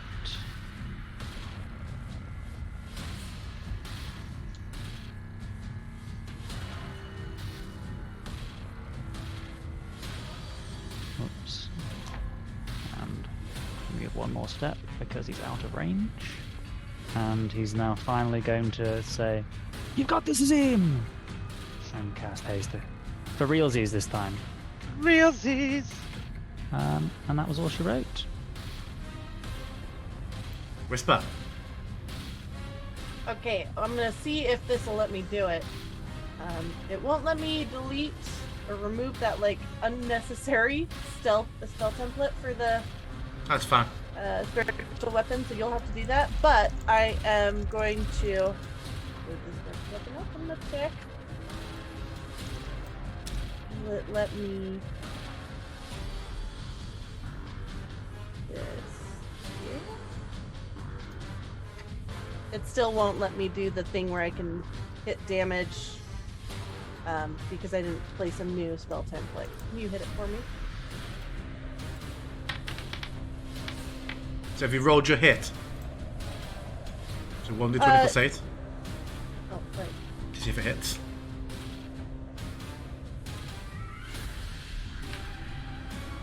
You do not. Rad. Okay. I am also going to Sacred Flame.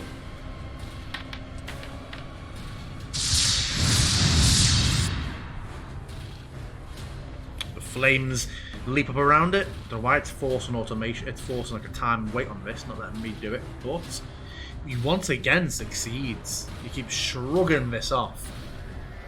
Sacred Flame is back to acting acting as normal. Alright, cool. That is it for me then. Okay.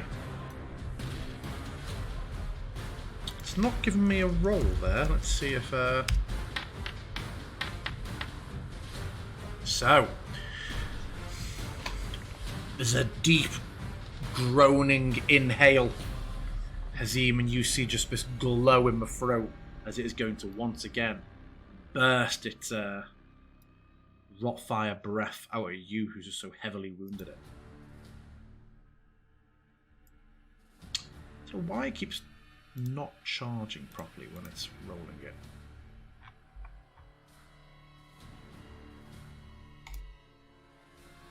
Yeah, unleashes that rotfire. Remember, if you have advantage or anything on dex saving throws because of Yep, haste. thingy jigabob. I think it's not advantage, but a It is bonus. advantage on dex. It Oh, says really? advantage on dex saving throws. Sick. Yeah.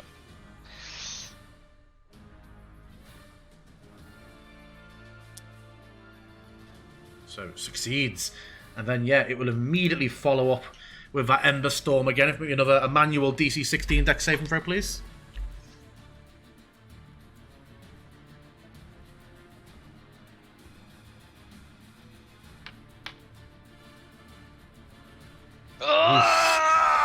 This time, even though you see it come beforehand, but just you try to shield somehow, just a chunk of these embers just into your face, and you have a disadvantage on the next attack you make. Just the next first attack. The next attack you make, yeah. Cool, It okay. is then going to bound in a leap, just with one of his clumsy wing off the floor, over to Sentinel strike. disadvantageous. I'll take it. Forgot I had Sentinel strike when he did its bound last. Oh, I wasn't next to it last time, was I? Okay. No. Come on, come on. Come on, come on. Misses. Just you swing, but you go wide and suddenly just comes down between Quint and Whisper, but he has nothing else he can do right now. Hazim, it's you. Okay. I'm gonna 1, 2, 3, 4, 5, 6, and that puts me in range of it. I am going to make my first attack, glaive attack.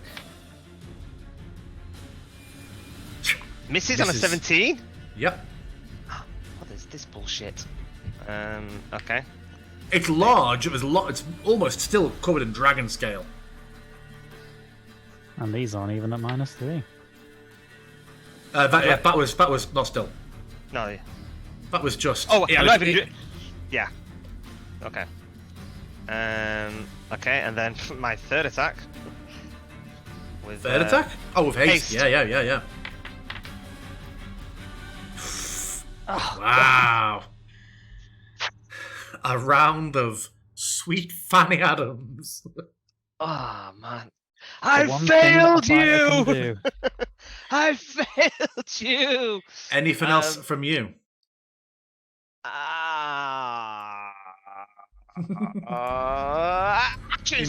That's surge! attack. You gonna surge? Okay. I'm gonna surge, yeah. So, So I'll give you both attacks and multi-attack. You won't get the hasted one back. Say again? That'll give you both attacks of your usual attack action, but you won't get Yeah. the hasted extra attack. Yeah. Yeah. Okay, so normal attack, glaive. Just the back, the tail is just parrying all your blows. I'm gonna be a 5 in this motherfucker in a minute. Go on, make that last one.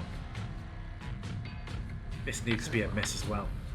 Oh my! Oh, it was nearly a nat 1 for me. It was so nearly a nat 1 on my close. screen. Yeah. Okay, I am going to do that as a maneuvering attack. When you hit a creature with a weapon, you can spend 1 superiority dice. Let me take that off.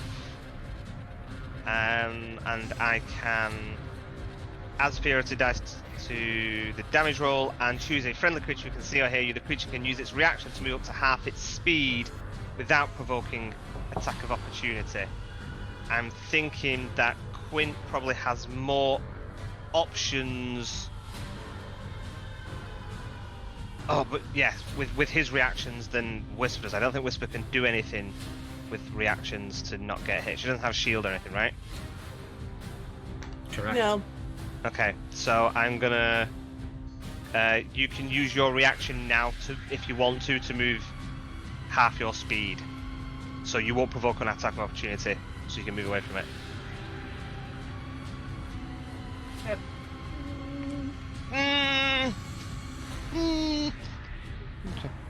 Yeah. She darts away. Okay, so then I'm going to do the damage on this attack with a 1d8.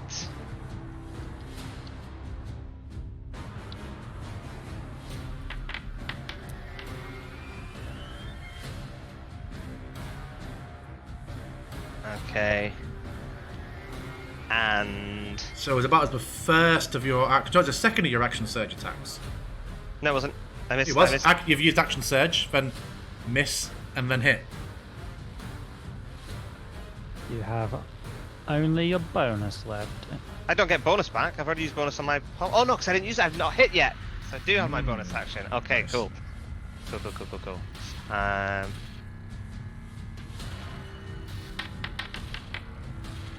Oh, the apple comes in hard.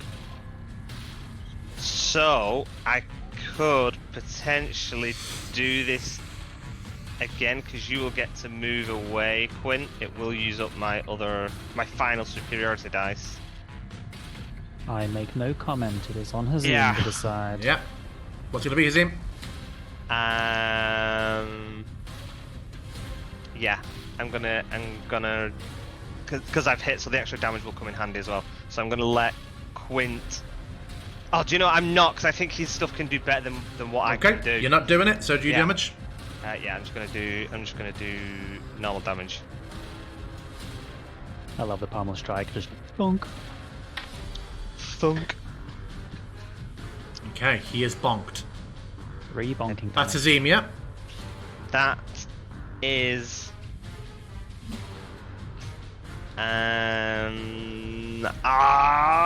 Fuck Come on. it! I'm gonna run and see if he attacks opportunity me. He does not. You're behind him. Oh, okay. Oh, there's spacing in this game now. Watch Oh out. yeah. Well, I think All of a sudden- he's just moved in that direction. He's Yeah, got I other know. things in mind. Sure. I was attacking him from behind 5 times. Well, one time. Yeah, sure. Okay. The rat is going to step up and again fire the crossbow at Salakanir with a +1. Oof! Badly misses. He will drop his crossbow and begin to draw the sword as he runs. But that's as far as he can get. Quint, it's you. Quint will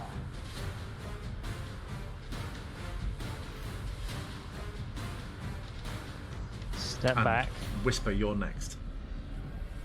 and then he's gonna. As you step back. Oh, let's check the claw. I think claw is short. Yeah, as you step back, the claws will strike out at you. He's still in Damn. range though. Is he I moving any thought- further? He stepped out of the 5-foot range of this thing's claws. Oh, it only has a 5-foot range. I thought it was large. Oh, claws Oh. and bite have different things. I assume That's what I that was it would checking. be. Yeah. As he steps out, you doesn't have disadvantage, does he? No, he made his barbs attack. So Haha! Twat. yeah. That's what he says. The blade song of his people. Okay, so you step back. It lashes out, but you avoid it. What do you do next? I'm gonna try and rake it with the skeletal hand. Also badly missing. Everyone doing badly this game. and then Quentin's just gonna bail. Ah! And that's Okay. it. Whisper. I thought that was gonna be really good. What is he focusing on right now? The dragon. Looks like he's been focusing on Quint. Definitely the last one to suffer an attack. Right, but as I'm about to move, is that where his eyes are fixed? Oh, because you're behind him, so. His head. I'm looking at him. Can I see where he's head- looking? It's following Quint currently. Not an ambiguous statement, Luca. Yeah. Currently. Apparently. Okay,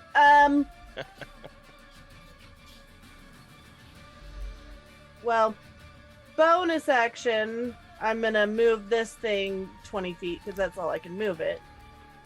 But then I'm going to whisper something to myself, and,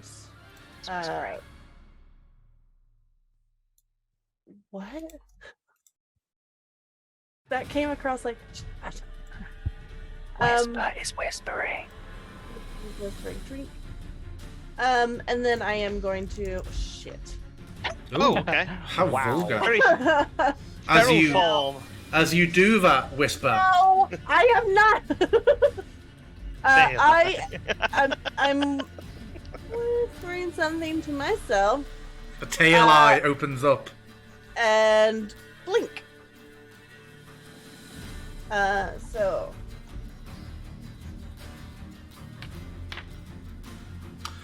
nothing for now. It's ethereal. which Yeah, I think we double-checked haven't against- discussed that spell before. We will need to talk about that spell. Okay.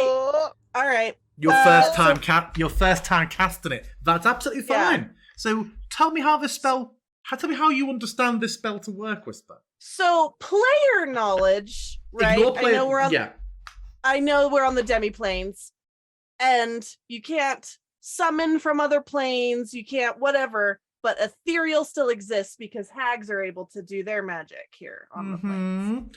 That is an So- interpretation, yeah. So, The ethereal plane is everywhere. in my mind, she just blinks out and like is almost like Oh, it's Frodo, the One Ring, surely. the thing she whispers when she casts it is Braleth Fraletheth, which is rabbit underground, rabbit safe and sound in her language. Nice. So it's her little like she hides between her turns, so she can't take damage, hopefully, and then pops back in to like cast her stuff. That's the goal, at least. If I Okay. roll above. So we you say she's an done nothing 11 for or now. above. So tell me what now you believe is happening. Nothing, it didn't work. Well, right, Oh, did it because I not? didn't. No. Yeah. Oh, I on didn't an roll 11 or higher, I see. above. Yeah. So Okay. like, but she'll like. It looks like she's gonna shimmer for a second. Okay, yeah, And you then think that's what it she looks is like. she's going to move. Her movement, Not next to and me then though. Right here. Yeah. Yeah, I wanted to go down. She's like, please do not approach me in the street. Okay, and that's anything it for else? me. Okay.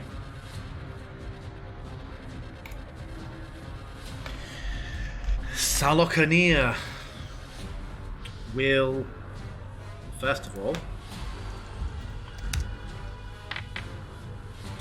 does not get his recharge. He is going to go into that leaping flight and comes down and lands. He is going to strike out twice of claws at Azim. Remind me of haste. Is it -2 when you're hasted? Yeah, I've got a +2 to my AC. Yeah. So, currently it's only at 20, so yeah, -2.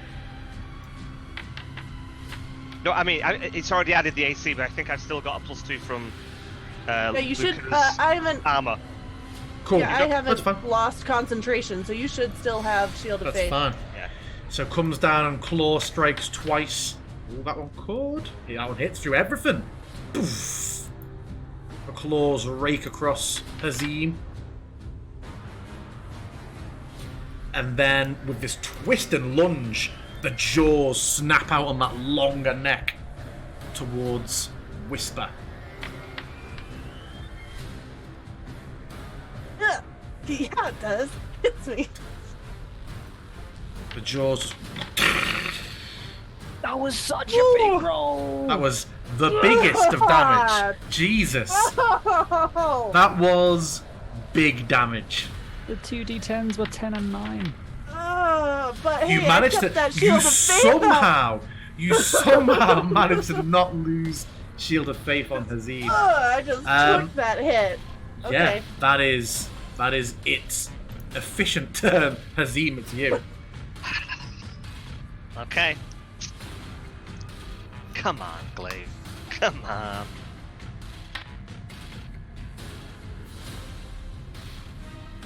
First one glances off. Second one hits. You manage to get a spot underneath the rib cage where you manage to, and it's twisting towards Whisper. Respectable. And then final You're a hit. hasty boy. Come on. Ooh. Here we go. Yeah. Oh no, he's got no superiority die left, does he? Oh. I have, but I need to. Oh yeah, I you were need going to to, but didn't. Yeah.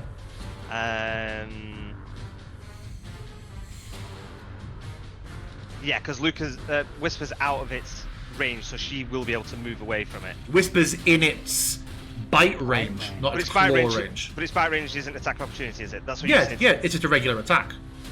But it Oh, chose right. it chose to claw when Quinn stepped away before. Claws 5 foot, bites longer. Right. Okay. So yeah, so she could walk away without getting a claw, but she could get a bite. Okay. Decisions. Yeah. And Quint, you're soon. Fucking hell, that was garbage. What did I roll then? Just fucking Oh, I didn't do it. Did I do it as critical damage? That I didn't, did I? No. Shit. What do I roll for critical damage? Another 1d10. Oh, I did 10. Sorry, DM. Nice. Super. I've knocked the rest off. And I am going to. I'm gonna have to get the fuck out of Dodge. 1, 2, 3. Because we just stood right next to each other again. So You're not pommeling? Oh yeah, probably should pummel. For that juicy 3 damage. Psych, it missed. That There's hit. a bit of no. Just Was it clunks off 18? it. 18. Yeah, clunks off some exposed bone on the leg. Okay. I am gonna. Hazim, if you're running like away from me, I'm gonna look at you and point to Halesi and Yeah, say, no, that's where I'm "What running else?" to.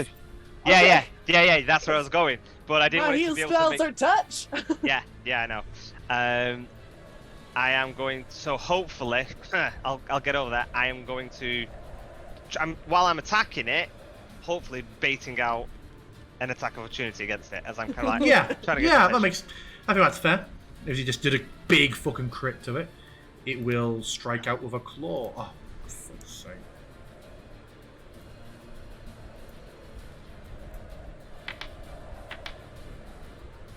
Goes wide. Nice. Okay, and then I'm gonna. I'm not gonna go. Yeah, there's no cart there. It's Yeah. I'm just trying to make sure that I'm not right next to our boyo there, so it just comes in. Okay, yeah, I think I'm okay here. Okay. There you go. So I've baited out its attack of opportunity. That is me. Okay.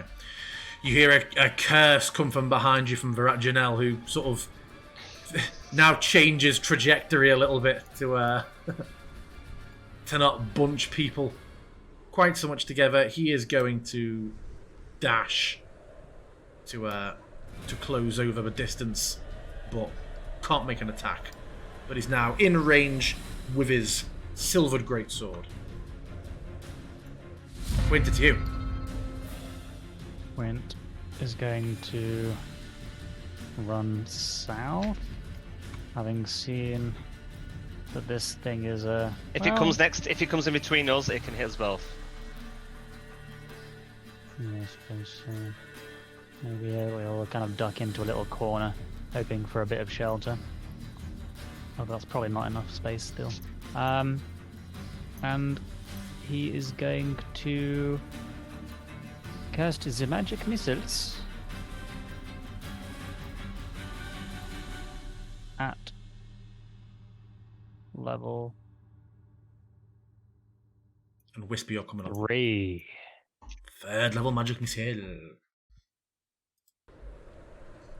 Come on. Give me a big one.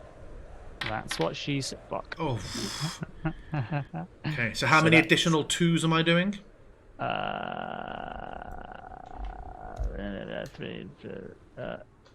3, 4, 4 more. What a bummer. Just... There you go, slamming into it. Anything else from you? Still got a little bit more movement, so I suppose I'll kind of go. Okay. Whisper, you're up. Hazim, you're soon. All right. First things first. Hlessi is going to turn to you, Hazim, with just like unblinking, like non-focused eyes, and like put out a hand and touch you. Oh my god, it's gonna make me do the thing. Hold on, I gotta temporarily move myself up there. Okay, yep, yep. And cast that on you.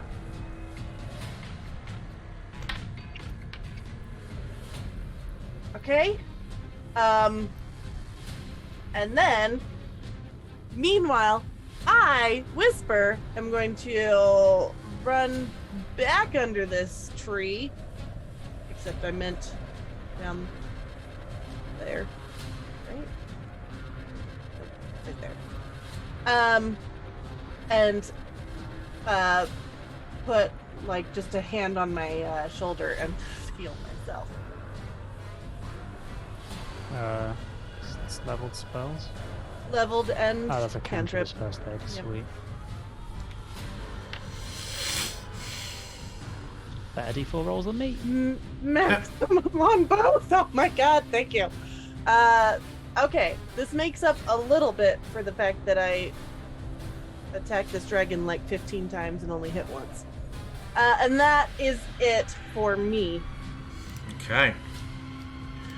Solokhanir, following Hazim, lumbers forward, seeing this individual who's come up next to it. It's gonna claw out at him as it walks, as it lunges after Hazim. So a claw attack against Vrat Janelle, which hits.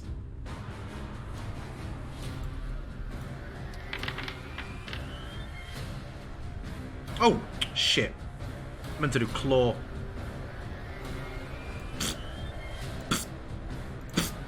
Claw, not bite.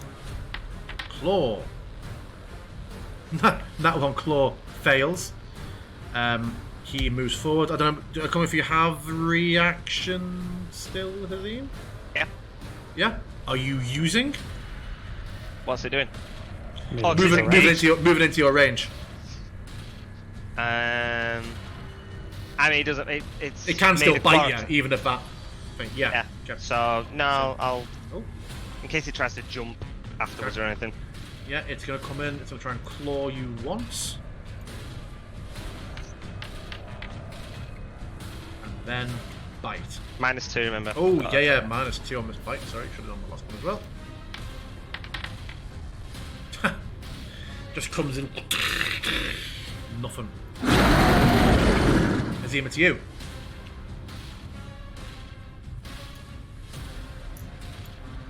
What's it going to be?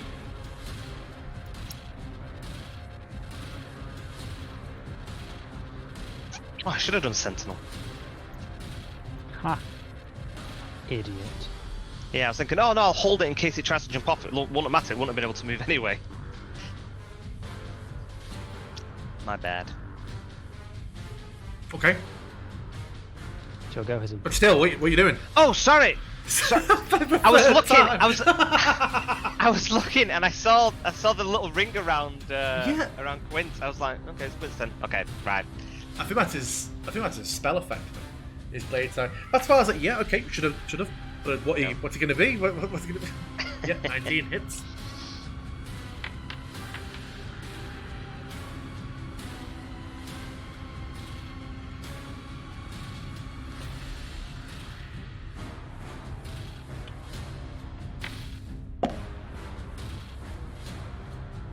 It's rain and loads of really true blows, but the scales just shrug me. most of them off.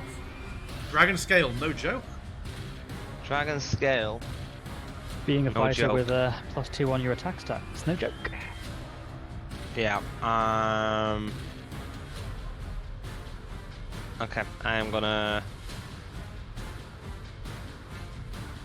back up one. Yeah, back up one. It can't react anyway. I mean, it can't anyway. Oh, wait, yeah. If it's got ridge, I said this before, and you were like, no, it's thingy. So, if it has an attack option of a 10-foot range,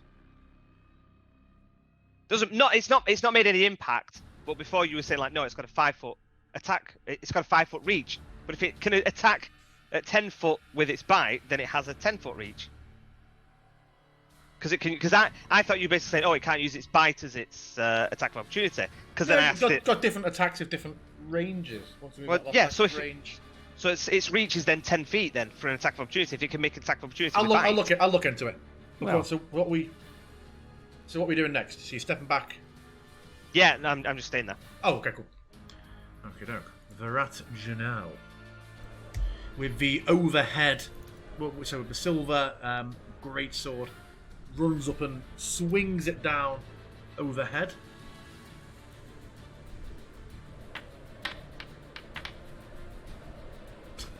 Misses and then sort of spins into the mist and comes around with a second overhead arc. Hits. And this sword just seems to, even though the first one missed, the second one, when it's aiming true, was just almost like a what's the word I'm thinking of? Like Come on, DM, like come on, a quick. blur effect to it that comes up behind it Oh, as it Tracer? comes down heavily. Yeah, that was it. It just comes down heavily for the back of it, and the dragon flies out. Quint, it's you.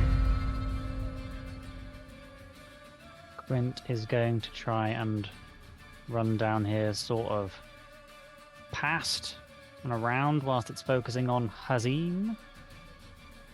And then he's going to turn and throw. Well, as he's running, he's throwing out magic missiles. Sorry, I didn't quite get that. What noise for the magic missiles, mate? Excellent, thank you. Pew pew pew! I've got Spelljammer. I don't know what level I just cast that at. First level looks like. Lucky no, dip. that's- I don't want to do that. I'm going to cast it at second level instead. Okay.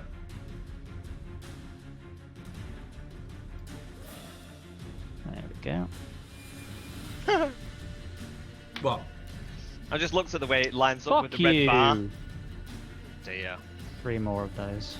You know, you've got like the hot menu thing in the top left, where it's like you've got inventory features, skills for like the instant drop down. When I look over, it says like Hazim with my red bar. I'm like, I am the boss. Oh. Okay, anything else in Quint? Just sadness. Okay, whisper to you. Okay.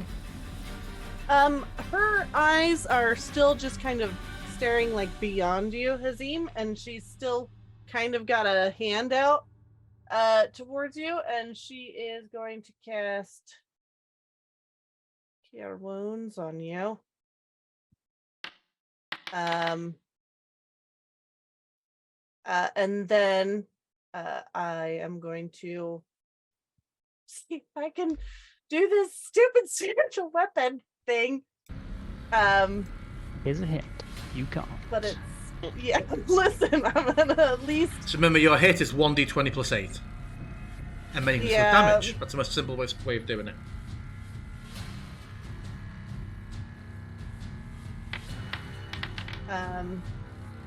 You do not hit. Never mind that. I'm close. not even gonna bother with the. Yeah, roll the damage because you didn't hit. Yep. Anything else That's from easy, you? I guess. And yeah. So I forgot last time. You mix things but- up and try and sacred. Oh no, you've already. Used No. Oops. So on my blink, I get higher than an 11. Oh, what? It keeps going, does it? The blink. Yeah. Yep. Rounds. So I'll hold on. I'm gonna put it in there again.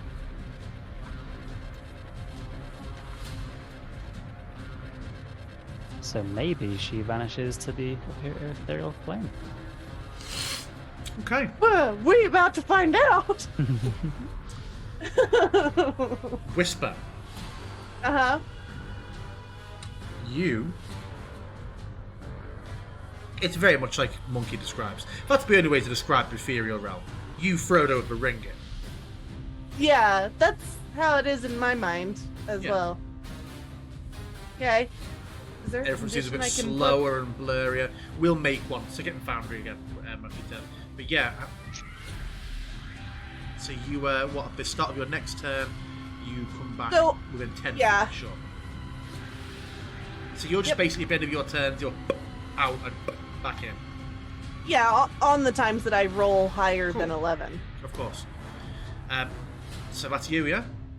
Yep. Okay. Top of the round. Oh, Solocaneer being peppered. It's taking these huge big blows from a silver greatsword. It's got sneeze coming. Hazim Sneezes on the other and fire side. just comes It's- out. It's got, on the other side, it's got Hazim hacking away at a Blair, and then Quint running along shooting spells. You see these empty sockets just whip from side to side. It is going to do a combination of things. Firstly, it is going to turn and unleash a gout of its rot fire breath at you, Quint. No. Okay, hang on. I want to absorb some elements. Do I need to hold or use like afterwards? Yeah. Hang on. I'll do it first because then it'll give me resistance to fire damage. Fire, select. Boom, okay.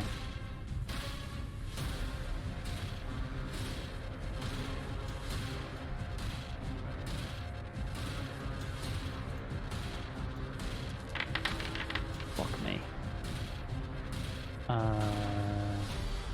Do I have a bonus to that?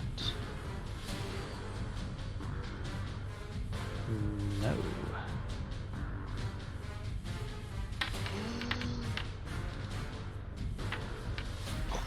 Keep that haste going by. Well, Nice. I would have had advantage on the con save, but not the dex. So it blasts this gout of fire at you, turns and whips up the Ember Storm. Can you please make a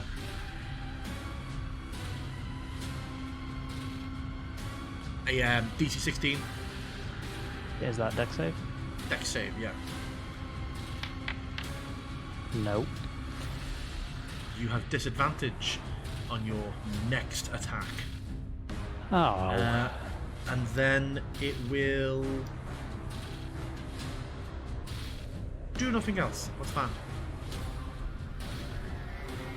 Hazim, it's you.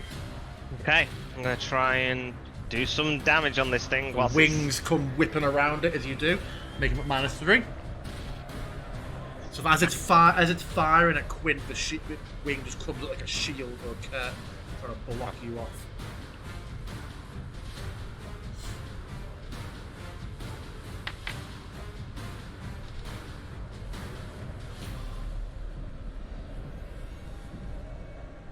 God, you got no fucking chance with the wing shield. going for crits now. That's what we're going for. That's all we've got. Whoa! That one, possibly, yeah. Yeah. It's what you get, son.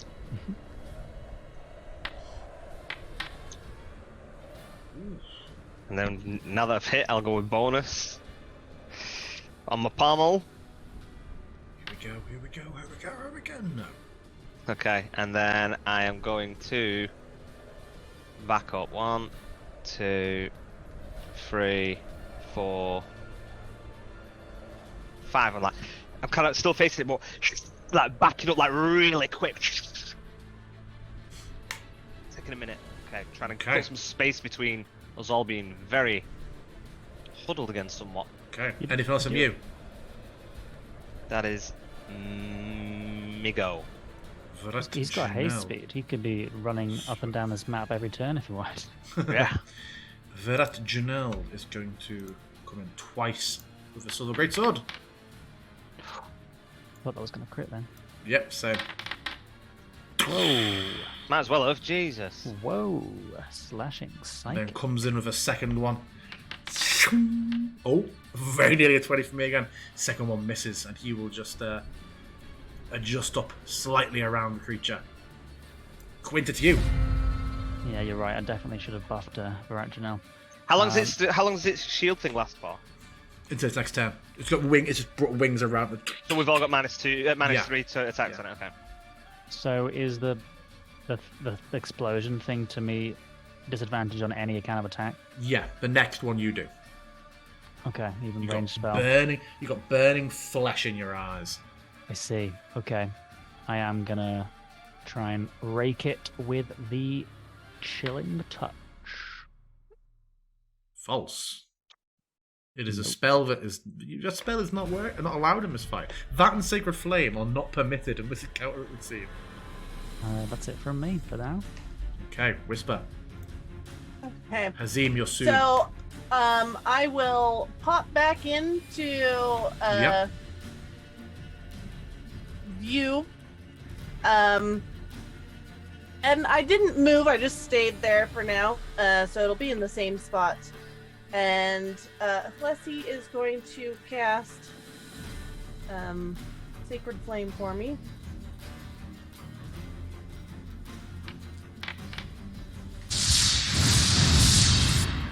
Let's see. Is this the one? Is this the one? Come on, don't keep us waiting. Fails! The Damn music went it. dead quiet as well. Yeah, the flames absolutely leap up around it. You I can know. tell that this radiant energy is devastating to the undead flesh of Salochanir. All right. And the next thing I am going to do is try and nothing blink. with my spiritual weapon. That's Now. not gonna hit, right? Yeah. Yeah, and then. And then do you need to let me roll your blink the- again? Yep, just to see.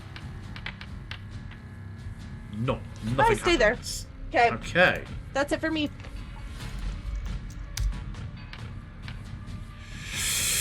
Salochanir inhales deeply. Once again, looking around. Have you ever not rolled a 6 on your recharge? Yeah. Yeah. I think I've got 2 2s, I think. Looking around, it sees a number of people attacking it. Hazim is blurring away, stepping away. Quint is stepping back. It is going to step up, sort of like looming around Virat Janelle to even almost turn its back to him, back to Hazim. And it is going to unleash Rot Fire Breath. Doesn't quite make it to Whisper, but it's what he tries.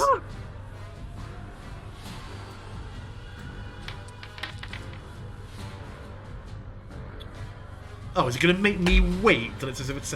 I need to remind myself to change whatever wait timer, or let me roll that for you. Has some sort of timer. And Virat Janelle succeeds, but still takes a faceful of breath. And then it is going to leap up and flight and crash down at Quint, but can't do shit with it. Oh my. Oh, sorry, it would have It would have tail swapped. It would have done Ember Storm on Janelle for a Dimbo. DC 16 save. He rolled a. He makes it. He's fine. Okay, landed down in front of you. Hazim, it's your turn. Maybe Vraginel reacts to this person leaving. Yes, yes. As it leaves, absolutely. Ba-da-ba-da-ba-ba-ba. Ba-da-ba-da-ba-da-ba-da. Bong. He 100% would react. Whoa. Heavy, a decisive blow. Okay, now it's Azim. Okay. Just across the battlefield, Naruto. I'm just charging, like with my glaive pointing forward. That's some For Honor shit, that.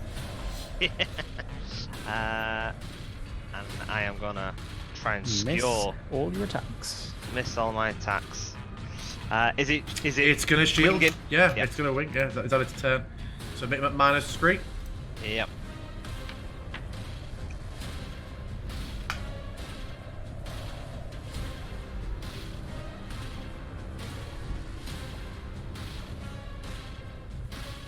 Eight bounces off.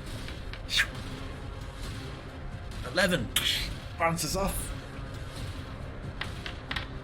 Oh, sorry, I didn't -3 it. No, I didn't Doesn't matter. matter. Bounce off. Jesus fucking Christ, I missed them on my own. And then Can't pommel. Can't pommel. So I'm gonna say to Quint, quick, back away. And I am going to step away. 1 second. Yeah, so I'm going to move to here. Okay. Just keep its attention. Okay. Varat Janelle. Oh, he does have 35. Nice. He's going to close in. Comes running up behind Quint. As Quint's shielded from it, he has the Silver Great Sword. He comes in a spin with the first one. Is the wing shield still active, or is it just for one person's turn? It's until the end of its next turn. It's basically shield. Yeah, it's a -3 shield.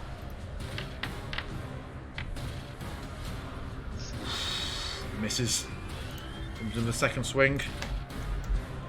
It's gonna kill Steel, I can tell. Oh, Misses. he doesn't do it. That's him. Quint, it's you. He has reacted, remember. Quint, this whole time, has had a short sword in one hand that he's yet to use, and he's going to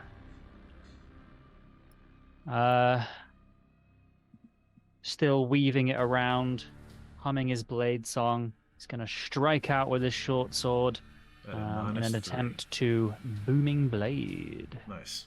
Booming blade!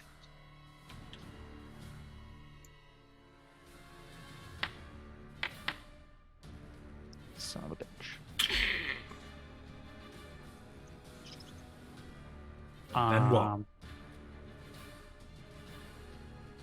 Bonus action. He's gonna try and. Is he? No. Yeah, he'll draw a second short sword and try and stab with the bonus action. Okay. -3.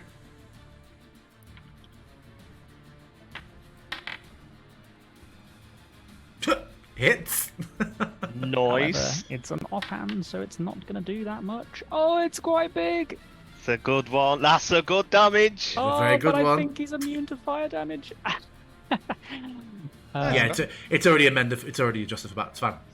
So yeah, the burning blade digs in for a second and just wrenches out. Anything else from you? I will indeed make to run away. Yeah, the head follows you, but you can do nothing. Will I Whisper, run it's away? you. Get out of its range, so it at least has to move, right? Well, I didn't manage to booming blade it. I'm not. He's just gonna stay where he is. Ooh, Gold. Okay. Whisper, it's you. Bonus action, I'm moving my spiritual weapon up, but it's still not close enough to do anything. So I'm also going to Sacred Flame. Okay. It's not gonna... We'll see. You can afford us to wait for a moment. Oh, It could be. the It one. could be. Let's see Could what be the happens.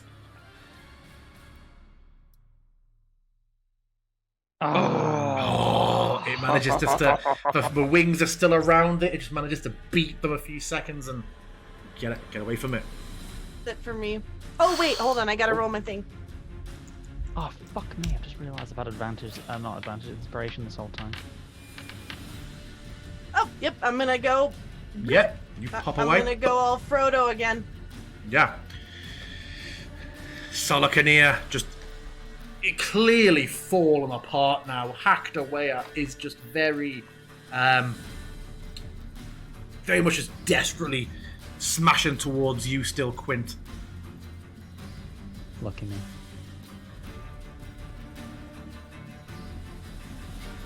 In fact, it's surrounded by foes.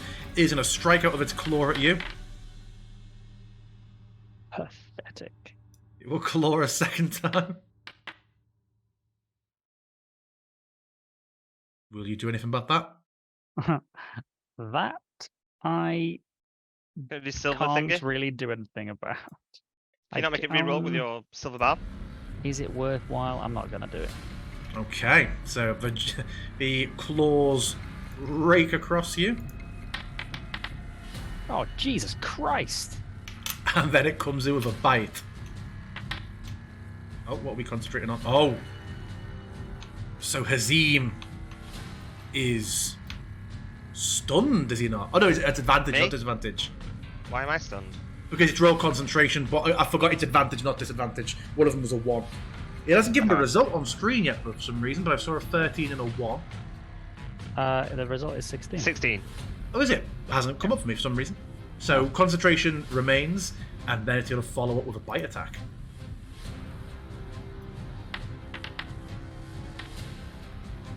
Anything for a Shield. 22. Yes.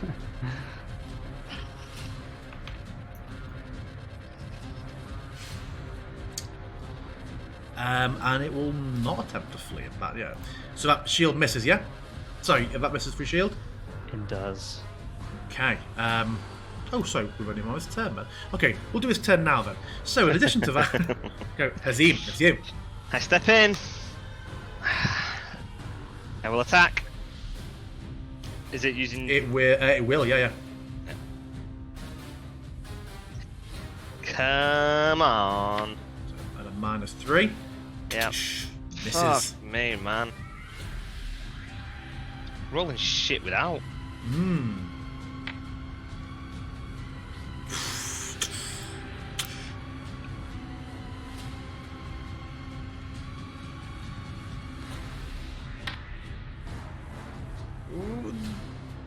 Oh, Me. I'd have, Three misses. I'd have had that with the thing, you wanna? yeah. Anything else? I'm gonna stay here. Okay. The rat Janelle seeing it he's sort of holding his moment, seeing it claw and it lashing out. You see him sort of whisper something under his breath for a moment, and he attempts to try and take it right across it as the neck snakes by. He makes his first -3 attack. Hits the dirt hard. He swings again. Misses. Holy shit. Top of the round, Quint. I really Go on, didn't Quinn. think it was going to go this long. I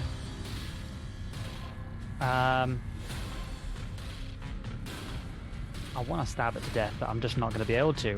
Quinn recognizes that it's got its ironclad scales and wings in defense, and he's going to jog backwards, Yeah. still facing it, It can't react. and he's going to magic missile at 2nd level. Roll a 4. Roll a 4. Roll a 4. Hang on, I Roll did a it wrong. 4. Level 2, go.